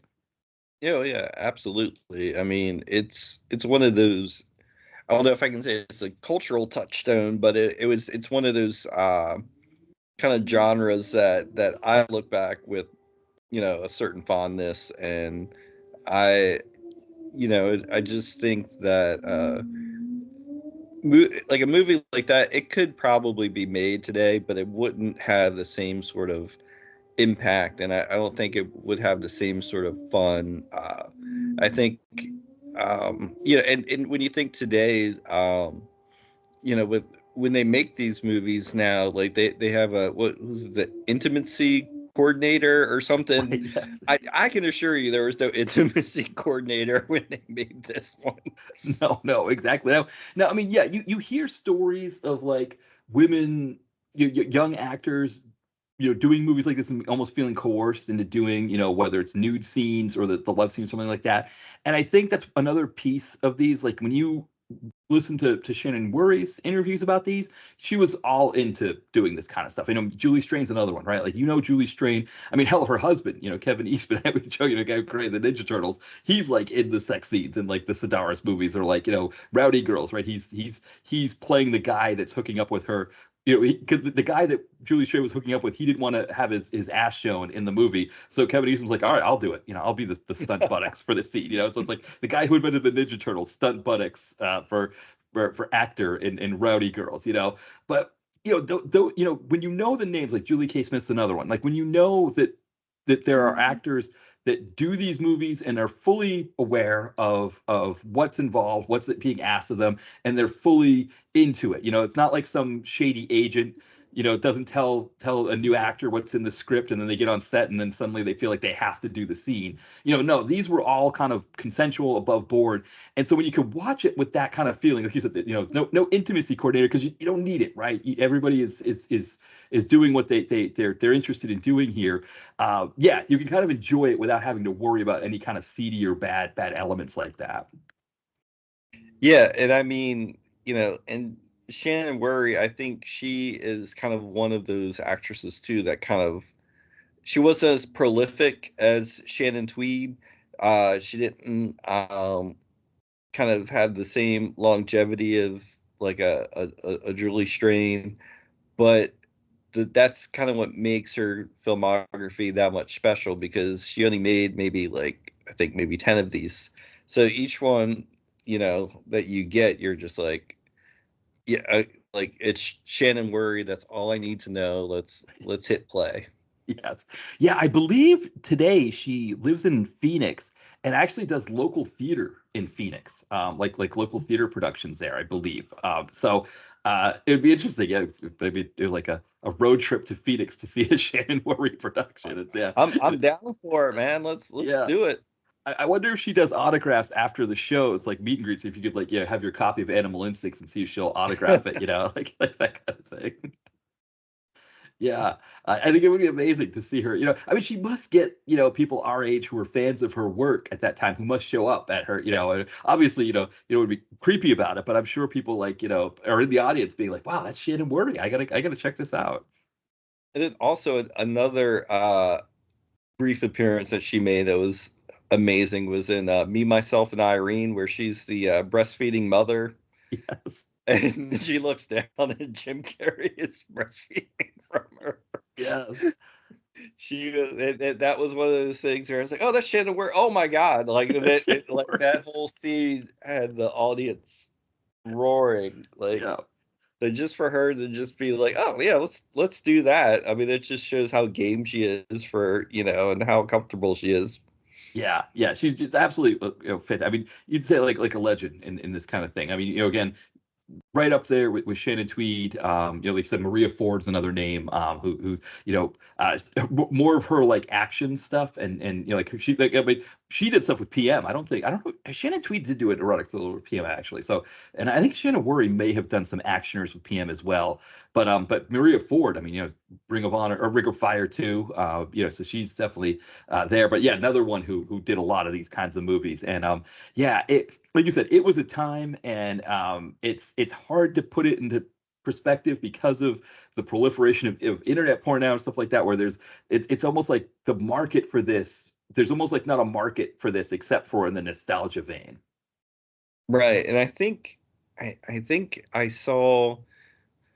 And it's sad to say, but I think it was 2017, 2018, where I think Fred Olen Ray and Dean McKendrick, they basically shuttered their doors on the softcore Cinemax movies because they said just nobody buys them anymore. And, there's if they are going to show something late at night, it's going to be an edited triple X film that's been, kind of like the cable ready version of that. So, so even they're not making them anymore, but hopefully, like I said, I think every now and then they somebody will sneak one out, but hopefully they'll hopefully the genre is dormant, not dead. Yeah. Well, because one of the places that was seeming like they were making them was Cineridge Entertainment or Cinema Epoch out in Vegas. But like you said, I think when you reviewed some of their Emmanuel movies, you're like, well, there's no nudity in this Emmanuel movie, and it's like, they would do erotic thrillers, but they didn't have, they weren't quite to this level of that, and so their stuff is not. You can't put it in the same category. I mean, they've got some interesting stuff going on, and I like a lot of it. There's kind of a gonzo element to what they're doing that I appreciate, but by the same token, it's not this kind of stuff. Like they're not doing this kind of thing. Yeah, and it's hard too because like I said, Wally Pfister, Christopher Nolan's director of photography shot this. Yeah. If you are going to make something like that today, you're not going to get him to do cinematography on that level, and that's that's not all of these movies, but he did a good deal of these kinds of movies before he started working with Nolan. So when you see you definitely see someone who's destined for bigger, better things.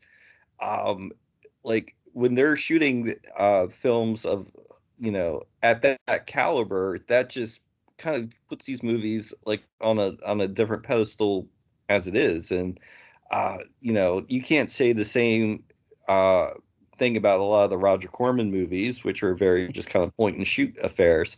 So I think that too kind of is what elevates Animal Instincts from the run of the mill genre offerings. Yeah, well, you make a great point there because I mean, a comparison could be made to PM Entertainment films where you've got like Spiro Rosatos who, I mean, if you look at like the 2010s for like best action movies, they're either Spiro Rosatos movies like Captain America Winter Soldier, that kind of thing, or Fast and Furious movies, or they're ones with like guys like Chad Stahelski who worked under him on PM films, who are or Darren Prescott or whoever. So it's like, yeah, kind of a similar thing to Wally Pfister, where you've got, you look at a PM flick and you're like, well, why would this low budget action movie that's, again, also was being made for cable, kind of more earlier in the day, right? They were like more, early evening movies, but same idea. Like, why would these movies be that great? Well, it's because you've got a special talent like Spiro Rosatos, the same way that these movies have a special talent like Wally Pfister. And again, he's doing stuff where it's not just like the way he's framing scenes from a cinematic standpoint, but also in a way to keep these movies from being X-rated. There's that piece of it, and again, you have next level editing as well that are cutting the scenes together as well, so that nothing is shown that's not supposed to. I think we get one full frontal scene of Shannon Whirry that's like on purpose, like they it's there, and I think that was the limit for these kinds of movies. I think you could only do one or two full frontal scenes, either if it was a male or a female.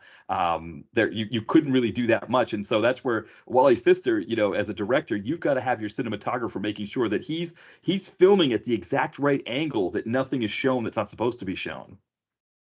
Yeah, and I mean it's like almost a Roger Corman thing where, you get these guys when they're young and coming up and they make their bones making these kinds of movies, and then they can go on and do the biggest blockbusters of all time.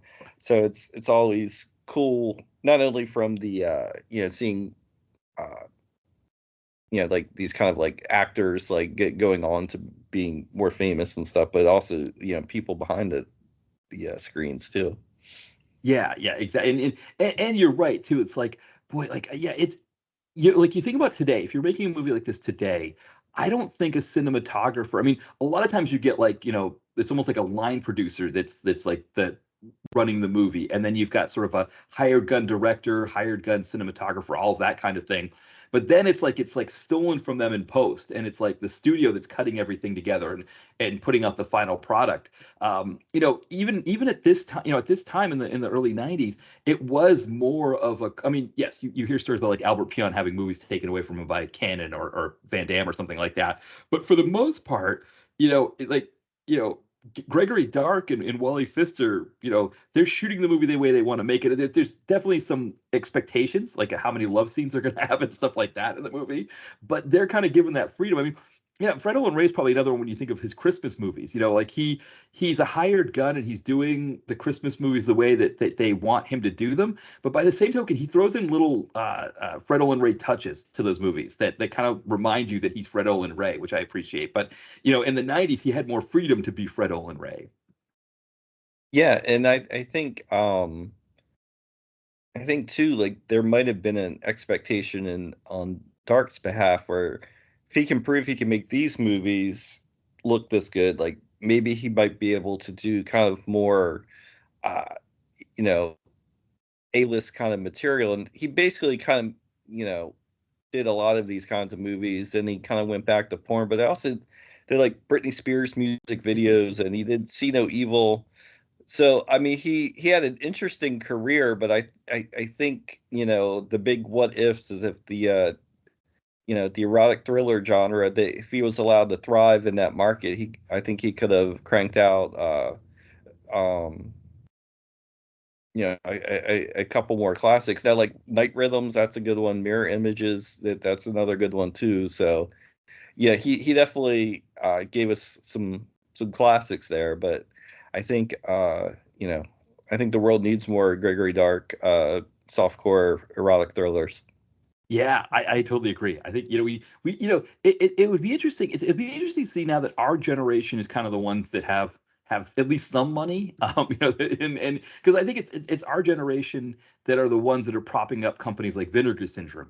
I don't think, younger people are going to Vinegar Syndrome to buy like the new China O'Brien or that kind of thing, or propping up things like Arrow and stuff like that. And so I wonder, I know like some of these boutique company labels are putting out like collections of erotic thrillers, or like Blu-rays of erotic thrillers, or they're putting out the older ones.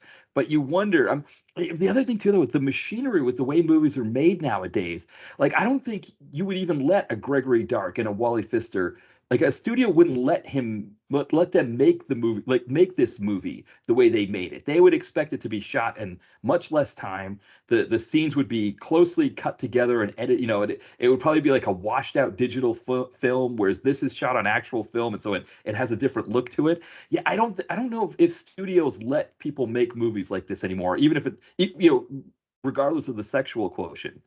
Yeah, I mean that, which makes it that much more special. There's this narrow window of time when they were making movies of what some would call sleazy quality, which that's not very sleazy for the genre, but it's they were making TNA movies, we'll just call them, with a sense of style, with a sense of class, and with a sense of fun too. And it's just like I said, it's just they don't make them like this anymore, and that's kind of like why I thought it'd be a good one to talk about.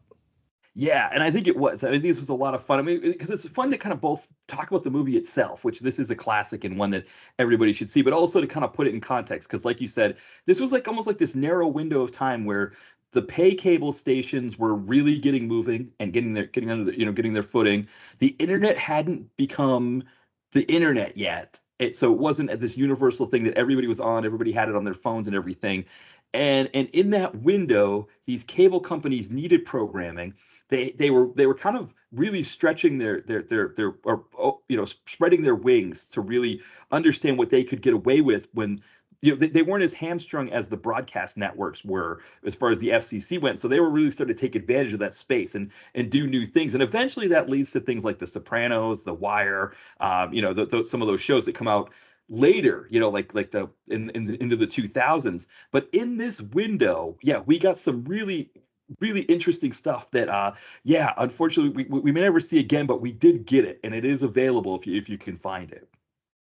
Yeah, and another thing too is that it was just barely acceptable. Like if you were, like you said, you went to your friend's house and his dad was watching an erotic thriller. It's like, huh.